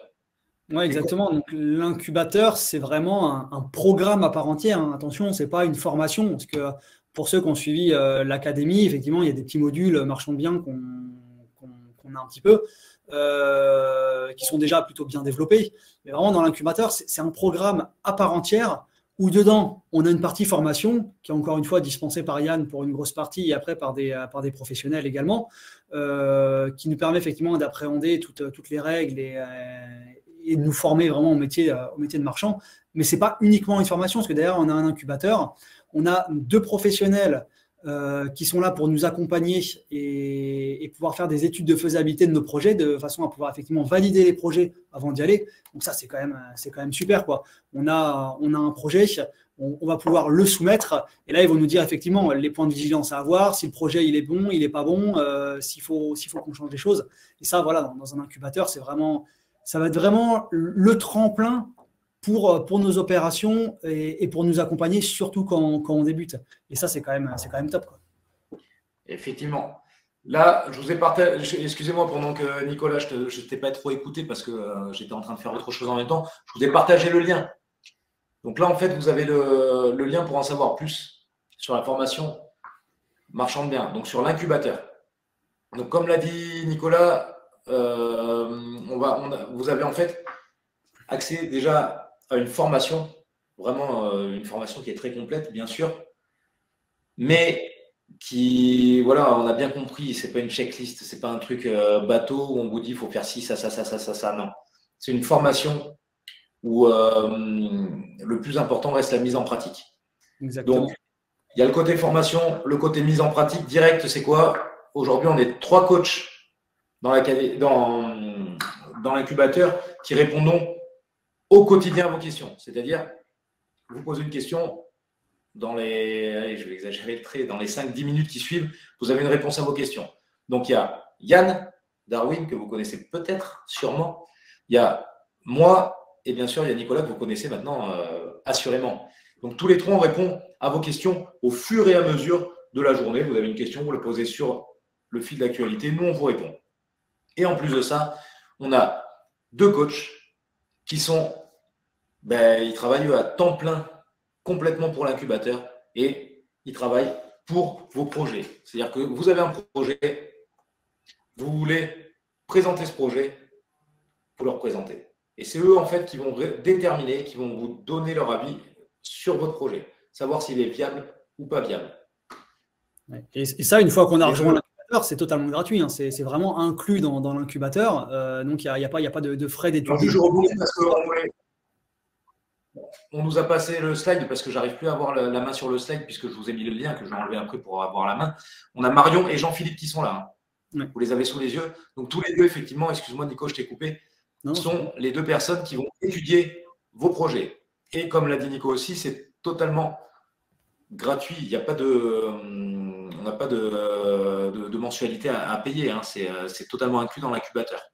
Et l'incubateur, du coup, a également son groupe Facebook, comme on a pour la formation EPI. Et pour ceux qui sont déjà sur la formation EPI, on voit souvent des questions marchands de biens qui sont posées. Dans 99,9% des cas, vous avez la réponse dans la partie formation de l'incubateur qui est vraiment super complète. Tout ce qui va être les droits des préemptions, tout ce qui va être, que ce soit la préemption urbaine ou que ce soit la préemption des locataires. Enfin, vraiment, toutes les questions qu'on peut se poser et les pièges à éviter, tout ça, la formation, elle y répond parfaitement. Et toutes les réponses, elles se trouvent dedans.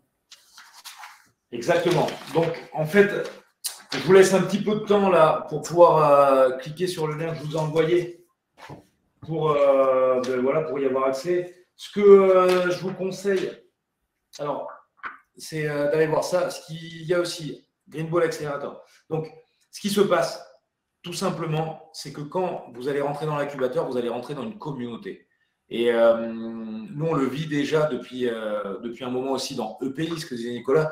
On est dans une communauté et on l'a bien dit, le but, c'est de s'entourer. Donc, de s'entourer via les autres personnes de l'incubateur. Vous pouvez très bien être associé avec une autre personne de l'incubateur, puisqu'en fait, votre projet va être validé en amont par Marion et Jean-Philippe. Donc, on aura quand même une validité de votre projet. Derrière, vous allez donc pouvoir avoir potentiellement vos associés dans l'incubateur. Nous, notre rôle aussi dans l'incubateur, c'est de vous mettre en relation avec des personnes compétentes. Donc, un expert comptable, d'avoir justement un moment, si on a du partenariat avec un géomètre, on va pouvoir vous partager tout ça. On va pouvoir vous mettre en relation avec un huissier si besoin est. Genre, encore une fois, je dis ça, je dis rien. On a Marion qui va pouvoir totalement nous aider sur le montage des prêts immobiliers. Des prêts pour le marchand. Donc, en fait, Marion, elle va vous aider à monter votre dossier bancaire. C'est-à-dire qu'en fait, elle va être là du début jusqu'à la fin pour le montage du dossier. Elle ne va pas juste vous dire, ou juste dans la formation, on va vous dire, voilà, le dossier, il faut le faire comme ça. Non, elle va être là en sus pour le faire complètement. Et ce qui est quand même assez exceptionnel, c'est que si votre projet est validé par Marion et Jean-Philippe, alors pas tous les projets, mais certains projets peuvent totalement trouver comme associé Green Bull. C'est-à-dire que Green Bull s'associe avec vous et je le dis comme ça, plus de problème de financement. Et ça c'est quand même un truc de dingue parce que comme Philippe a pu l'évoquer tout à l'heure dans les conditions bancaires, on a vu que ce n'était pas les frais de dossier à 500 ou 1000 euros, c'est des frais de dossier à 2000, 2500 euros facile, des taux d'intérêt qui sont à 2, 3, 4, des taux d'intérêt énormes. Et là, effectivement, le financement, c'est quand même un truc assez compliqué quand on n'a pas beaucoup d'apports. Et là, avec l'incubateur, ce qui est quand même assez dingue, c'est qu'on a Green Bull qui peut devenir notre associé sur l'opération. Et effectivement, dans ce cas-là, plus de financement à avoir auprès des banques, c'est Green Bull qui vient financer. Et là, c'est un partenariat 100% gagnant. Et on fait des économies de malade. Ça va beaucoup plus loin que ça parce qu'on se dit, en fait, là, on est à. Enfin, je sais pas comment le dire, mais tu es accompagné par les meilleurs, quoi. Ouais. On va se dire, en fait, c'est juste le top du top. Ouais, et on vous dit ça, nous on est uniquement coach dans Green Bull, on n'est pas, voilà, on n'est pas salarié Green Bull, on n'a pas des intérêts chez Green Bull. On n'est pas commerciaux pour Green Bull, non, on est juste nous coach. Mais en fait, nous on voit de l'intérieur, donc on sait exactement ce qui se passe. Donc moi, ce que je vous conseille derrière, c'est que maintenant, voilà, vous avez vu comment ça fonctionnait. On va bientôt arriver à la session de questions-réponses. Maintenant, n'hésitez pas à prendre rendez-vous. Donc, Nico, je te laisse meubler parce que je suis en train d'envoyer le lien et que je suis nul en informatique. Donc, je te laisse meubler, s'il te plaît, mon ami.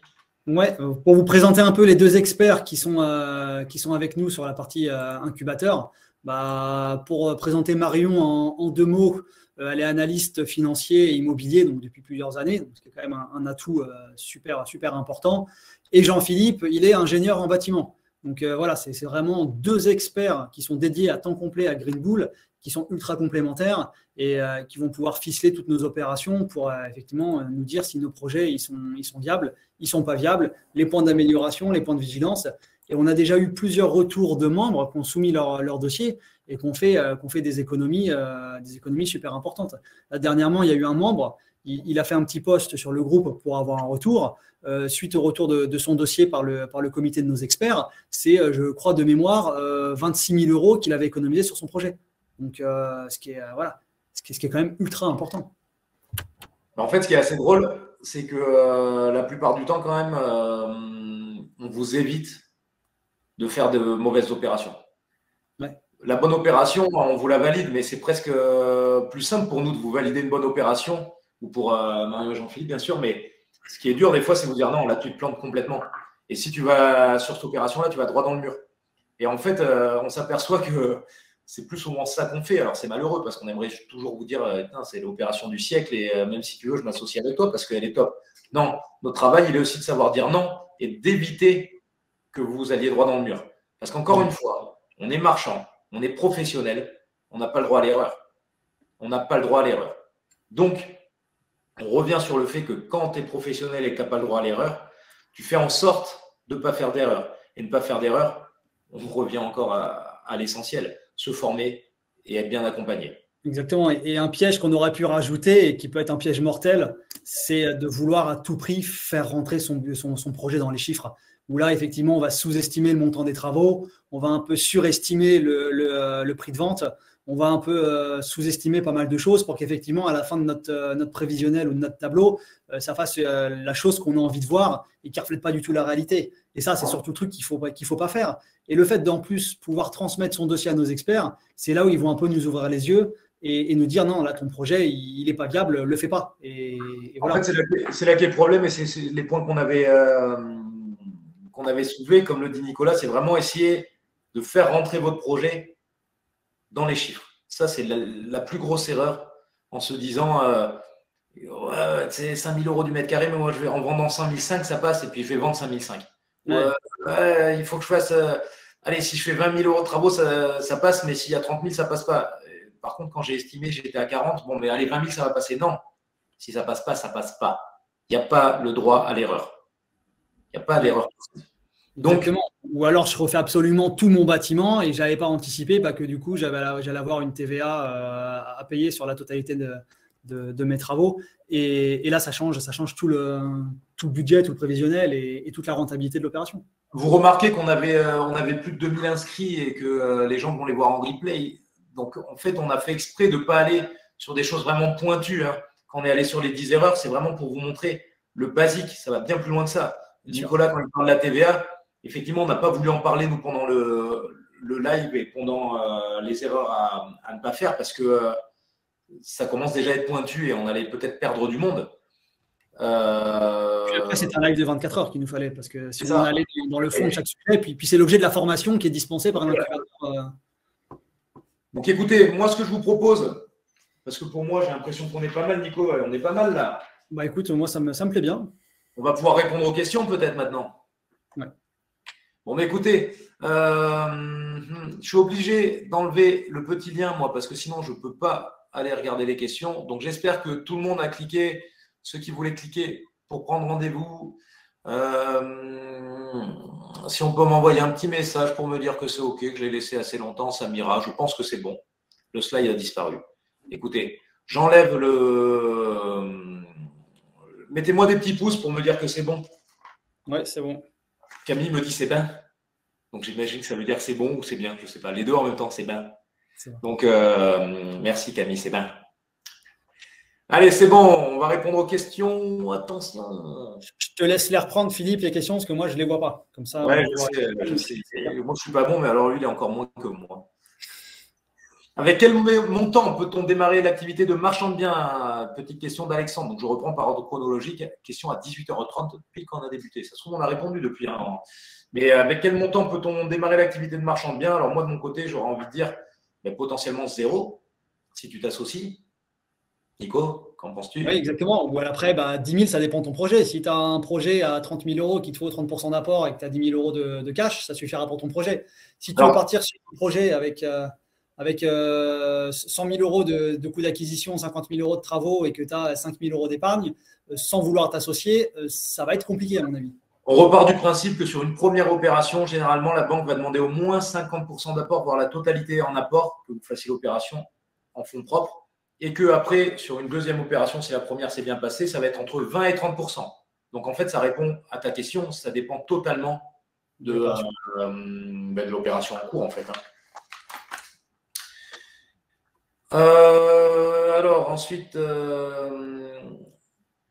Pierre, qui a écrit une petite question intéressante, mais par contre, il n'a mis aucun espace, alors j'essaie de déchiffrer. Peut-on diviser une maison de ville en plusieurs appartements sans passer par l'urbanisme? Non! Il faut absolument passer par l'urbanisme. Ouais. On est d'accord? Je réponds vite pour celle-là.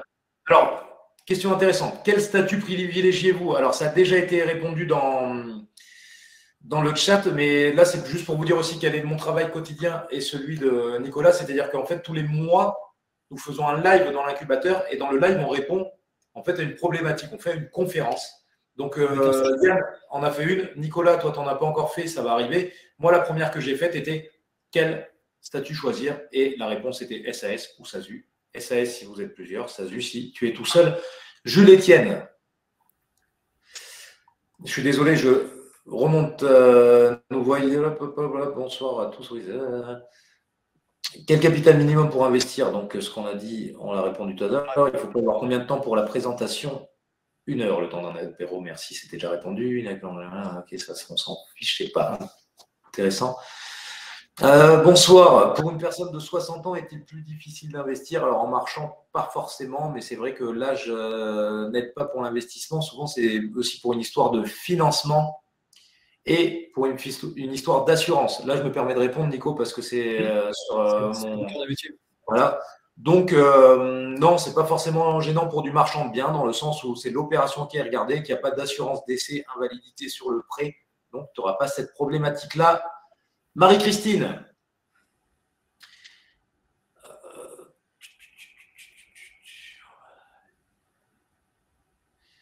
Je suis désolé, hein, j'avance, j'essaie de trouver…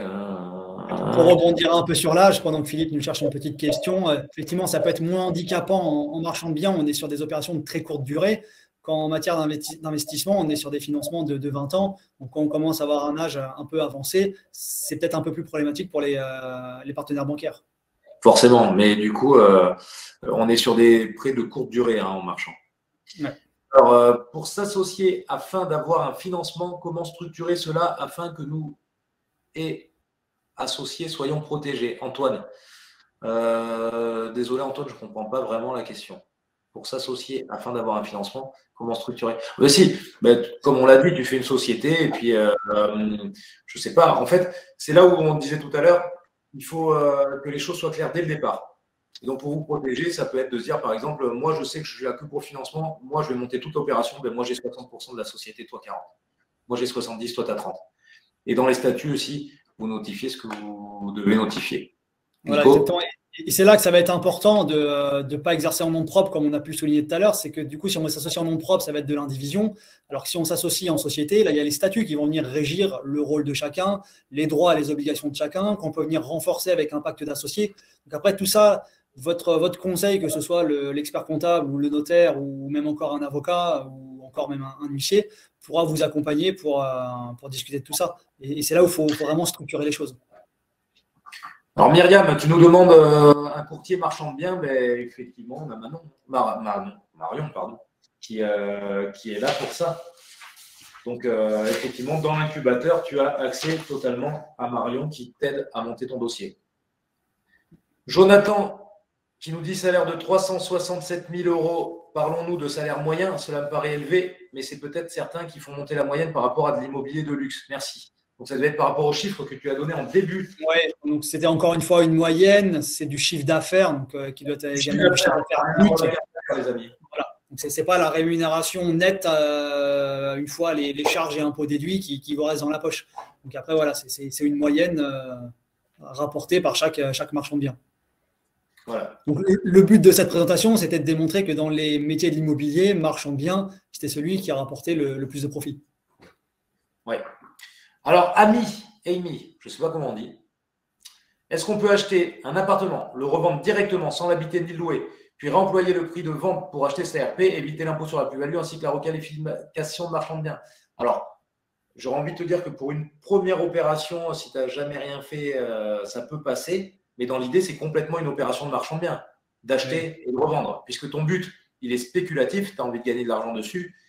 On n'est pas encore dans l'habitude si c'est une première opération. Donc, limite, ça peut le faire. Et ta question est sur plutôt la plus-value. Effectivement, si tu n'as pas été propriétaire de ta résidence principale dans les 4 dernières années, que tu revends un bien immobilier et que tu réinvestis le fruit de ce bien dans l'acquisition ou la construction de ta résidence principale dans les 2 ans qui suivent, tu es exonéré de plus-value. Donc, pour moi, sur une première opération, ça peut marcher, mais fais attention quand même, parce que si derrière tu passes marchand de biens, on peut aussi aller voir cette opération a posteriori, dire attends, un peu cette opération. Et si nous sommes investisseurs IMO et que sur un immeuble en SCI, en monopropriété, on finit par découper avant la revente en lot et au bout de 10 ans d'exploitation, pour moi, aucun risque. Oui, mais dans le but où tu crées, comme on l'a dit tout à l'heure, des SAS à côté pour faire tes opérations de marchand de biens, et que là, c'est une SCI. Donc, on distingue bien les choses. Parce qu'encore une fois, si on part du principe que tu le fais en nom propre, on va dire, toi, Fabien, tu es marchand de biens. Fabien, pas de la SASU, Fabien. Fabien, tu es marchand de biens. Et donc, potentiellement, les opérations que tu vas faire après d'arbitrage patrimonial, on va dire, tu as ce risque-là. C'est ça qui est compliqué en marchand de biens, c'est qu'il n'y a pas de frontières et de lignes rouges entre l'arbitrage de patrimoine et les opérations de marchand de biens. C'est ça reste du faisceau d'indices. Et en cas de contrôle, en plus, en matière fiscale, la charge de la preuve, elle est inversée. Donc, c'est à nous de rapporter la preuve qu'on n'avait pas d'intention spéculative ou que ce n'est pas une opération à titre habituel, ce qui est extrêmement compliqué. Et donc, c'est pour ça que c'est super important de se borner et de bien s'entourer pour éviter effectivement cette requalification. Alors, Gauthier, j'ai acheté ma première RP il y a 6 mois. Si je revends à une SCI qui m'appartient, ça irait. Oui, non, tu ne seras pas considéré en marchand, pas de souci. Si je décide de vendre mon bien au bout de 2 ou 3 ans de location, ce n'est pas considéré comme intentionnel. Non, tu peux le faire parce que 2-3 ans, c'est de l'arbitrage patrimonial, ce n'est pas du tout un souci. Il n'y a pas d'intérêt. C'est ça. L'idéal serait de définir le marchand de biens. Pardon. Tac, tac. Peut-on être qualifié en tant que marchand de biens si nous détenons un immeuble de 5-10 appartements en location nue, certains meublés, depuis 5 ans en SCIS, et si nous décidons de créer une copro pour revendre les appartements à l'unité? Non. Tu me dis ce que tu en penses aussi, Nico, mais non, parce que si tu détiens depuis plus de 5 ans, c'est de l'arbitrage. Oui, c'est de l'arbitrage. Alors, en fait, ce qu'il faut savoir, c'est que quand vous allez arbitrer, il faut toujours avoir une petite histoire à raconter. Hein. C'est-à-dire que vous pouvez même faire une opération d'achat-revente sur de la résidence principale très rapide et qu'il y a une vraie raison là-dessus. Hein. Vous achetez, vous divorcez, vous revendez. Achat-revente très rapide, mais il y a une vraie histoire à raconter derrière.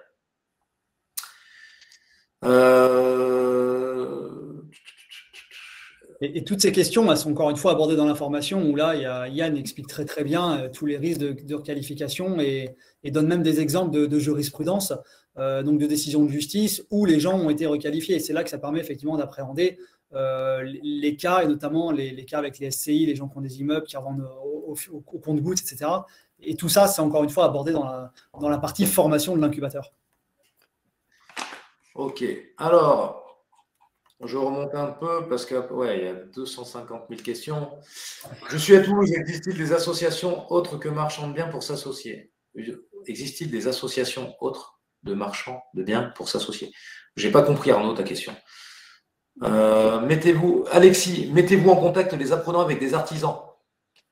c'est en train de se mettre en place, Alexis. Effectivement, on met en place du partenariat potentiellement, mais aussi tout simplement de la recommandation. C'est-à-dire que nous, en tant que marchands, on utilise des artisans et que on les recommande quand ça marche bien. Et à l'inverse, on ne les recommande pas si ça ne marche pas. David, comment vous présentez-vous lors d'une visite d'un bien ou lors de vos prospections en tant que particulier ou pro? Si vous utilisez ensuite une clause de substitution, il n'y a pas de tromperie. Non, il n'y aura pas de tromperie. Tu as totalement le droit d'utiliser une clause de substitution. Et comment on se présente? Moi, ça dépend totalement en face de qui je me présente. C'est-à-dire que si tu sens que l'agent IMO, ou voire même c'est de la personne à qui tu achètes en direct, des fois, il vaut mieux pas parler de marchand dès le début. Après, c'est comme tu te sens à l'aise aussi par rapport à ça. Est-ce que tu te sens à l'aise devant quelqu'un de dire que tu vas acheter sa maison pour en faire ta résidence principale et puis qu'en fait, tu utilises la clause de substitution et puis tu fais un achat-revente en marchand de biens? Ça dépend comment tu te sens. Moi, j'ai pas trop de gêne à parler de marchand de biens non plus puisque j'estime que je vois le personne quand j'achète un bien. Si après, je fais des choses dedans que je revends plus cher, c'est que j'aurais fait un travail dessus.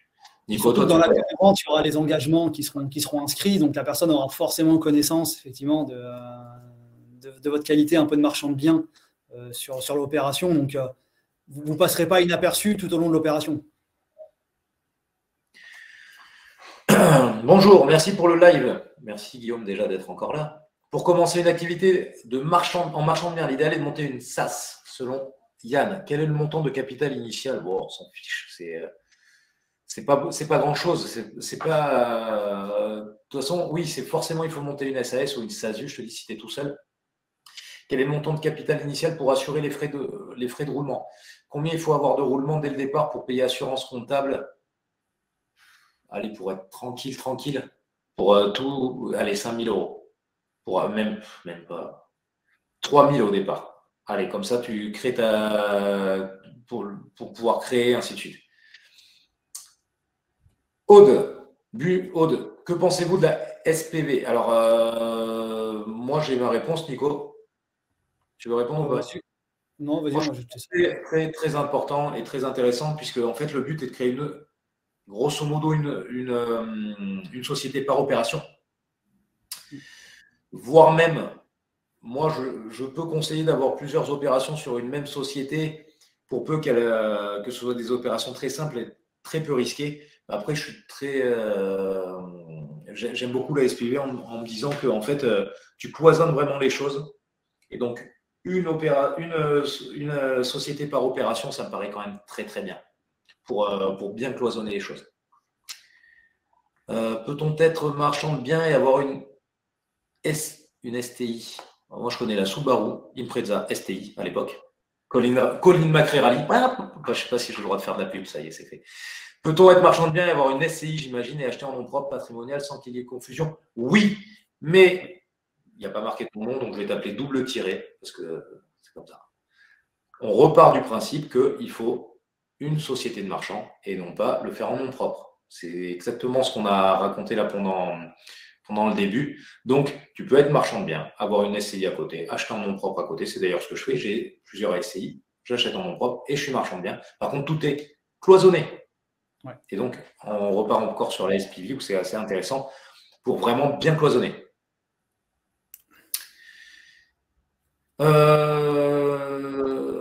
Samuel Petit, vous êtes vraiment trop beau gosse. C'est pas une question, mais ça fait plaisir. Je le lis parce que comme ça, Nico l'entend. Et en fait, c'est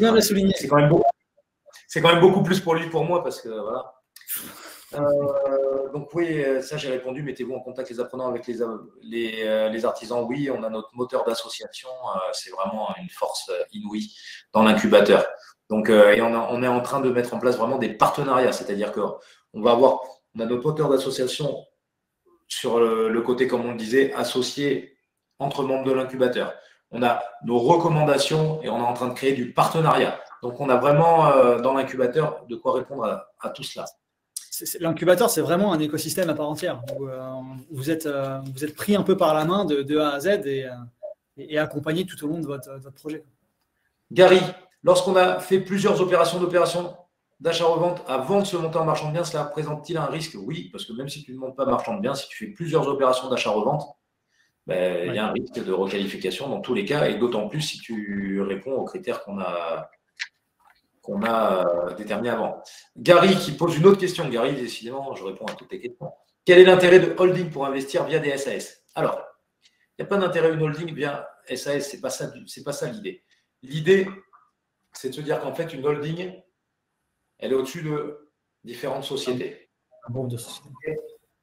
Et que cette holding, elle va avoir un côté intéressant, c'est qu'on va pouvoir, je le fais très simple, mais remonter de l'argent via les différentes sociétés. Donc, ça peut être au-dessus d'une SCI, d'une SAS marchand de biens, d'une autre société qui a même totalement une autre activité, mais tu vas pouvoir transférer de l'argent via cette holding.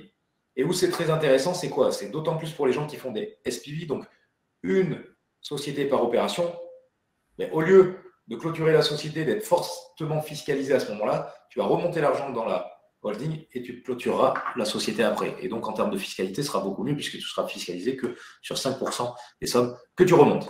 Mais ça évite d'avoir payé la taxe, effectivement, et de pouvoir remonter un peu tous les dividendes et après de les réutiliser dans d'autres sociétés que la holding va contrôler, de pouvoir faire des conventions de trésorerie, de faire vraiment des choses plutôt sympas et d'optimiser la fiscalité. Donc, c'est quelque chose qui a remonté. Et je te coupe parce que j'ai une question huissier. Ah. Jonathan, Nicolas, j'ai un litige avec un terrassier sur une VRD de lotissement pour des travaux non conformes, non terminés. Il y a un acompte qu'il ne veut pas me restituer. Un huissier peut-il bloquer et saisir directement sur ses comptes l'acompte qu'il me doit? Alors, oui et non. Un huissier ne peut pas bloquer de l'argent sur des comptes sans qu'il y ait une décision de justice qui ait été rendue. Mais après, on peut demander l'autorisation au juge de faire une saisie qu'on appelle conservatoire, mais il faut qu'on soit autorisé par le juge. Donc, ça prend un petit délai, mais c'est possible. Donc, il y a de la procédure à faire, c'est possible. Et de toute façon, il faudra aller devant le juge quoi qu'il arrive.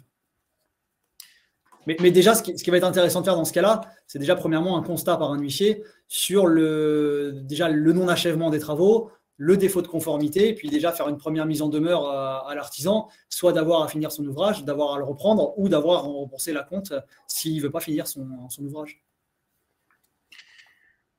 Oui. Autre question, Julien. Que pensez-vous de débuter directement par marchand de biens sans forcément avoir fait de l'investissement locatif? Ça ne me choque pas, ça ne me dérange pas, pour peu que tu sois bien formé et bien accompagné.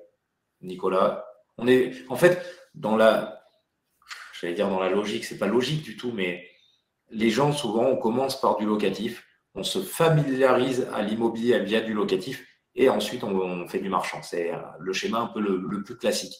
Mais ça n'empêche que tu peux débuter directement par du marchand de biens, mais sans aucun souci, Julien, pardon. Mais forme-toi et entoure-toi.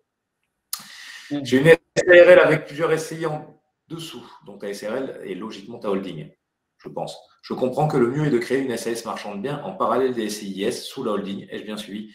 Oui, Olivier, tu as bien suivi. J'ai hâte alors, ce serait notre cadeau d'achat de la formation incubateur. Je ne sais pas de quoi tu parles, double tiré. Écoutez, je pense qu'on a un peu fait le tour des questions.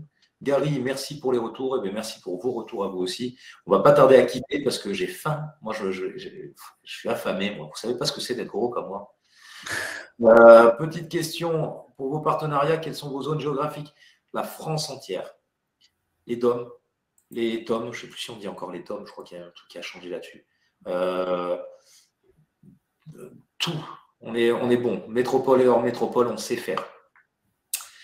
Jimmy, sur Paris, on m'explique que réussir à faire 10% de marge nette, c'est déjà bien. C'est très loin des 25 dont vous parlez. Vous parlez de 25% en marge brute en province. On parle de 25% en marge brute en province. On parle de 25%, oui. J'ai envie de te dire, sans rien dévoiler de quoi que ce soit qui va se passer dans les temps qui viennent, mais je pense qu'il n'est pas totalement fou de se dire qu'il y a des coachs qui pourraient monter un moment à Paris et montrer que 25% c'est possible. Je ne sais pas, je ne suis pas sûr, mais peut-être. Moi, on m'avait dit qu'à Toulouse, on ne pouvait pas faire marchand parce qu'il y avait trop de marchands de biens. Parce qu'il il fallait du réseau, il fallait être implanté depuis des années, des années. Et puis au final, ça s'est fait. Karine, au clair, et ma question. Mais je ne sais pas quelle est ta question, Karine. Repose-la si tu veux. Repose-la.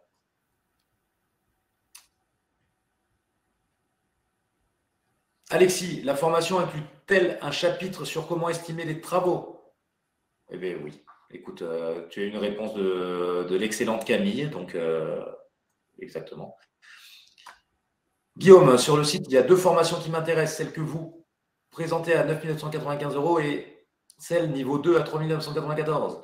La niveau 3, c'est la formation niveau 2 plus se former à l'activité de marchand de biens. Je n'ai pas compris.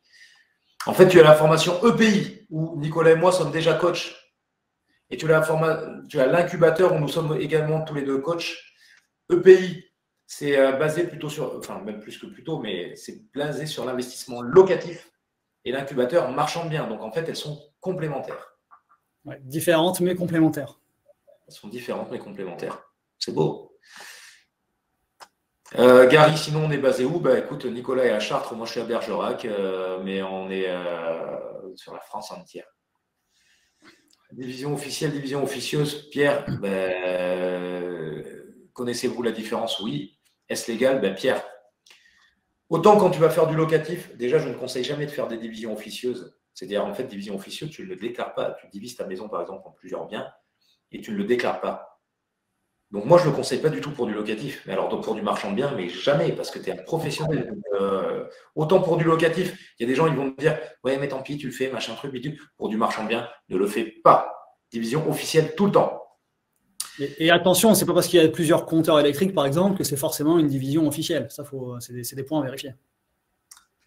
Redis-moi, je n'ai pas entendu. C'est pas parce qu'il y a des compteurs électriques qu'il y a forcément une division officielle. Ce sont des points à vérifier. Oui, tout à fait. Effectivement, c'est encore différent puisque, alors, il y a des villes où Enedis se met en relation avec l'urbanisme et ils ne mettent pas de compteur si la division n'est pas officielle. Apparemment, il y a des villes comme ça, pas chez moi. Calcul pour Buzz l'éclair. Donc, j'imagine que c'est moi, mais sinon, je vais laisser répondre Nico peut-être. Pour un prix au mètre carré pessimiste de 1 500 € par mètre carré et une marge brute recherchée de 30%, à combien faut-il que j'achète au mètre carré si je n'ai pas de travaux à réaliser? Grosso modo, 1 250 €. Hein. Oui, tu prends ton prix de vente moins. 1 250, ouais, ça va faire à peu près ça. Attends, ça bug. Le moins cher possible. Ouais, 1200, 1250, quoi. Merci à tous les deux, Marie-Christine, ok. Les artisans pour les investisseurs locatifs, Michel, c'est la même chose que pour ceux en marchand de biens, grosso modo. Hein. Ouais. Alors, Karine, est-ce qu'un financement en crowdfunding est adapté, réaliste? Pourquoi pas, hein, si tu arrives à te faire financer en crowdfunding, le tout, c'est de trouver de l'argent. Aurélien, on a acheté on fait 2-3 dernières questions. Parce que moi, je ne m'arrêterai jamais, en fait. Donc, 2 questions. Tu me diras stop, Nico, sinon je ne m'arrête pas, moi. Parce qu'Afterwork, ça va finir par pomper l'op. Hein. Allez, encore 2 et après on s'arrête tout en sachant que vous avez tous les conseillers campus que vous pouvez contacter et qui pourront répondre à toutes vos questions. Donc, il ne faudra pas hésiter. Exactement. Est-ce que je vous remets le lien vite fait? Ouais, remets-nous le lien. N'hésitez pas à les appeler, à prendre rendez-vous d'ores et déjà et ils pourront vous accompagner. Pour prendre rendez-vous, je vous remets le lien rapidement et je réponds aux questions. On répond aux questions. J'en profite pour indiquer que la formation, au niveau des financements, elle peut être prise en charge également par les comptes CPF, les comptes Pôle emploi, les OPCO et FAF. Donc, il y a plein de prises en charge possibles. Donc, n'hésitez pas à vous renseigner. Appelez les conseillers Green Bull qui pourront vous aider. Et voilà, n'hésitez pas, Philippe, à nous partager le lien. Voilà. Vous pouvez d'ores et déjà fixer un rendez-vous et vous rappeler. Je devrais couper le lien là pour répondre aux questions. Je vous le remets une dernière fois. Après, on répond aux 2 dernières questions et on vous laisse tranquille. On vous laisse aller manger parce qu'on a faim. Il y a encore plus de 200 personnes connectées. C'est beau, de toute beauté.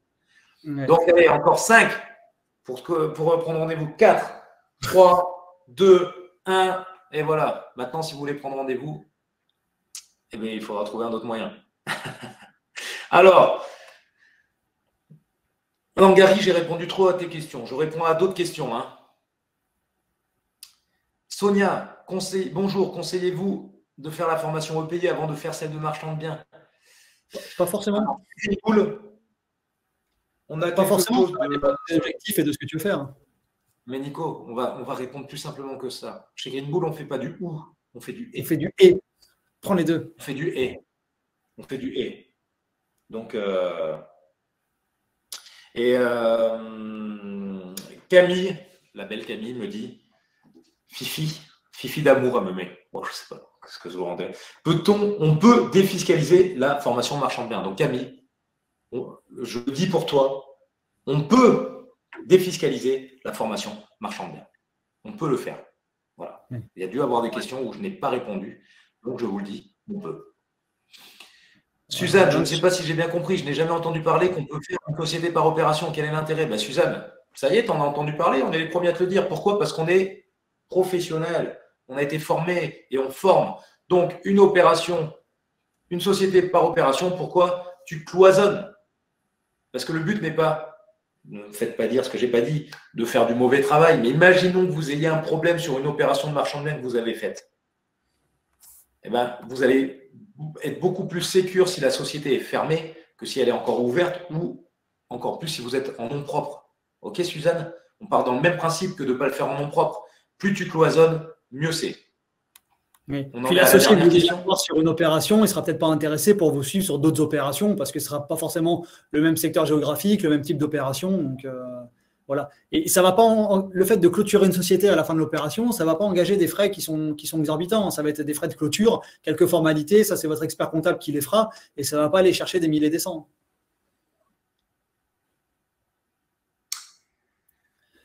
J'ai deux dernières questions. Deux dernières. Et on va faire les deux. Salut Philippe. Alors toi déjà, toi, il te donne un petit surnom, genre Nico. Moi, c'est Philippe. Ok. Ah. Merci pour ce live. De rien, Johan. En créant une SAS, combien s'élève l'impôt sur la plus-value? Alors, Johan, la fiscalité, c'est moi. Donc, tout simplement, tu seras une société qui sera soumise à l'IS. OK? Donc, déjà, en premier lieu, on ne va pas parler forcément de plus-value. On va parler, en fait, tout simplement de chiffre d'affaires. Donc, en fait, ce que tu vas revendre, ce sera ton chiffre d'affaires. Donc, le prix de vente, ce sera le chiffre d'affaires. Tu auras des charges en face, le coût d'achat, les diverses charges que tu auras eues. Et ça va t'entraîner vers un bénéfice. Donc, en fait, ton comptable, il va regarder les entrées, les sorties. Ça va déterminer ton bénéfice. Et là-dessus, tu auras une fiscalité qui sera de, j'interroge Nico pour voir si c'est bon, 15%. 15% jusqu'à 38 200 et après de 25% pour la tranche au-dessus. 38 120. 38 120. Vos flip quiz. Ah. Et au-delà? Au-delà, 25%. Au-delà, 25%. Exactement. Et la deuxième question, j'ai dit qu'il y avait deux questions. Quel est le taux de réussite des apprenants dans leur conversion de marchand de biens? Pour moi, c'est du 100%. 300%. Si tu le fais sérieusement, c'est du 100%. Il n'y a pas de raison. Ami, j'ai bien vu ta question sur Lyon. On ne sait pas encore. Ami, elle nous pose une question. Ami, en nous demandant Amy, sorry. Ami, elle ou il d'ailleurs, je ne sais pas, j'aurais dit elle de principe parce que voilà. Si vous faites une chasse d'un bien immobilier à Lyon, est-ce que je peux être votre stagiaire? Sache qu'on est prévenu au dernier moment. On ne sait même pas en avance quand on part. Donc, je ne peux point te répondre. Allez, je vois Aurélien, la dernière, parce qu'il a posé plusieurs fois. C'est important pour elle. Aurélien, ce sera la dernière question. Aurélien, on a acheté en nom propre avec ma femme il y a 6 ans, 4 lots dans un immeuble de 6 lots. On a acheté à 110%. On voudrait vendre les lots individuellement dans le temps. Faudra-t-il lever l'hypothèque obligatoirement? Risque-t-on la requalification? Donc, pour la requalification, je laisse Nico répondre et je répondrai pour l'hypothèque. Tu peux répéter la question, pardon, je n'ai pas entendu. On a acheté en nom propre avec ma femme il y a 6 ans, 4 lots dans un immeuble de 6 lots. On a acheté à 110%. On voudrait vendre les lots individuellement dans le temps. Risque-t-on la requalification? Si c'est échelonné, non, pas forcément. Et déjà, il y a du temps qui s'est écoulé. Et encore une fois, il n'y a pas vraiment d'intérêt spéculatif, enfin, de volonté spéculative. Non, mais il y a peu de risques. Ça fait 6 ans. Il n'y a pas de risque. C'était il y a 6 ans. Pour l'hypothèque, oui, il faudra faire des mains levées partielles d'hypothèque à chaque revente. Sûrement, la banque te demandera de le faire. Voilà. Je je pense qu'on a fini. Dites-moi, Ouais. envoyez-moi un petit message, les filles, pour me dire que c'était trop long, qu'on est chiant, qu'on est pénible, sinon on ne déconnectera jamais. Moi, je reste jusqu'à minuit pour répondre. Hein. Je reste Petite jusqu'à minuit. précision qui est importante à dire aussi, c'est que l'incubateur, une fois que vous avez rejoint la formation, c'est un accès qui est à vie. Hein. Donc, vous êtes accompagné sur absolument tous vos projets, que vous ayez 2 projets, 100 projets, que vous soumettez un dossier ou 50 projets à nos experts. C'est la même chose. Donc, vous avez, comme pour la formation au pays, un accès après à l'incubateur qui est à vie. Bon, et je donne une dernière information, excusez-moi, parce que cet afterwork était le premier. Ouais. Cet afterwork était le premier, mais pas le dernier, puisqu'il y en a un. Il y en a un prochain. Les filles, est-ce que vous pouvez m'envoyer un petit message pour me dire quand aura lieu le prochain afterwork? Le thème du prochain afterwork qui sera La fiscalité de mémoire. Ce sera exactement fiscalité, comment ne pas tomber dans le piège. Attention, c'est un vrai piège. Et ce seront nos amis Marion et Jean-Philippe qui vont le présenter. Donc, ouais, nos experts, ce sera forcément moins bien que nous parce que c'était nous, quoi. Oui. C'était nous. Ce sera un peu moins bien, mais ce sera top. Ce sera très, très bien. Non, ils seront parfaits, j'en suis certain. Donc, si je peux juste avoir l'information, les filles, voilà, participez au prochain afterwork. Elle l'a mis là, ici, là. Tu peux le montrer toi aussi, Nico, s'il te plaît? Moi, il est plus par là. Ouais, merci, tu as vu. Tac, ici. Donc, n'hésitez pas à vous connecter pour participer au prochain afterwork avec Marion, avec Jean-Philippe, qui parleront de la fiscalité, le sujet le plus intéressant au monde. La fiscalité, c'est tellement top. J'adore ça. Et Philippe, tu ne remettrais pas une dernière fois le petit lien pour contacter les équipes de Green Blue? Non, parce qu'on est plutôt sur le lien de. Ah oui, on peut mettre les deux.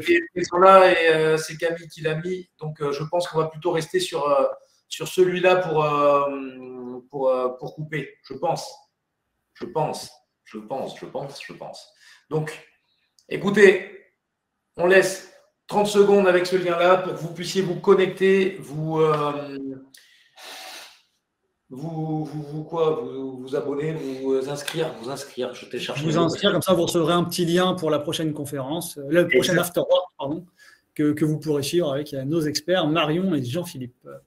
On a eu 2000 inscrits, on a eu grosso modo au maximum 500 participants. Il faut faire mieux au prochain. Obligatoirement. Allez, merci à tous. Je coupe le lien si c'est OK pour tout le monde. Merci à tout le monde et on espère vous retrouver nombreux dans l'incubateur. Voilà, c'est avec grand plaisir qu'on vous accompagnera tous les jours pour répondre à vos questions. Et merci à tous d'avoir suivi ce live. Et bon visionnage à ceux qui le regarderont en replay. Venez dans l'incubateur, on sera les plus gros marchands de biens de France, on écrasera tout le marché, je vous le dis. Plus on sera nombreux et plus on écrasera le marché. OK. Allez, bonne soirée à tous. Merci à tout le monde. Merci Philippe. Bye. Salut Nico. Bonne app.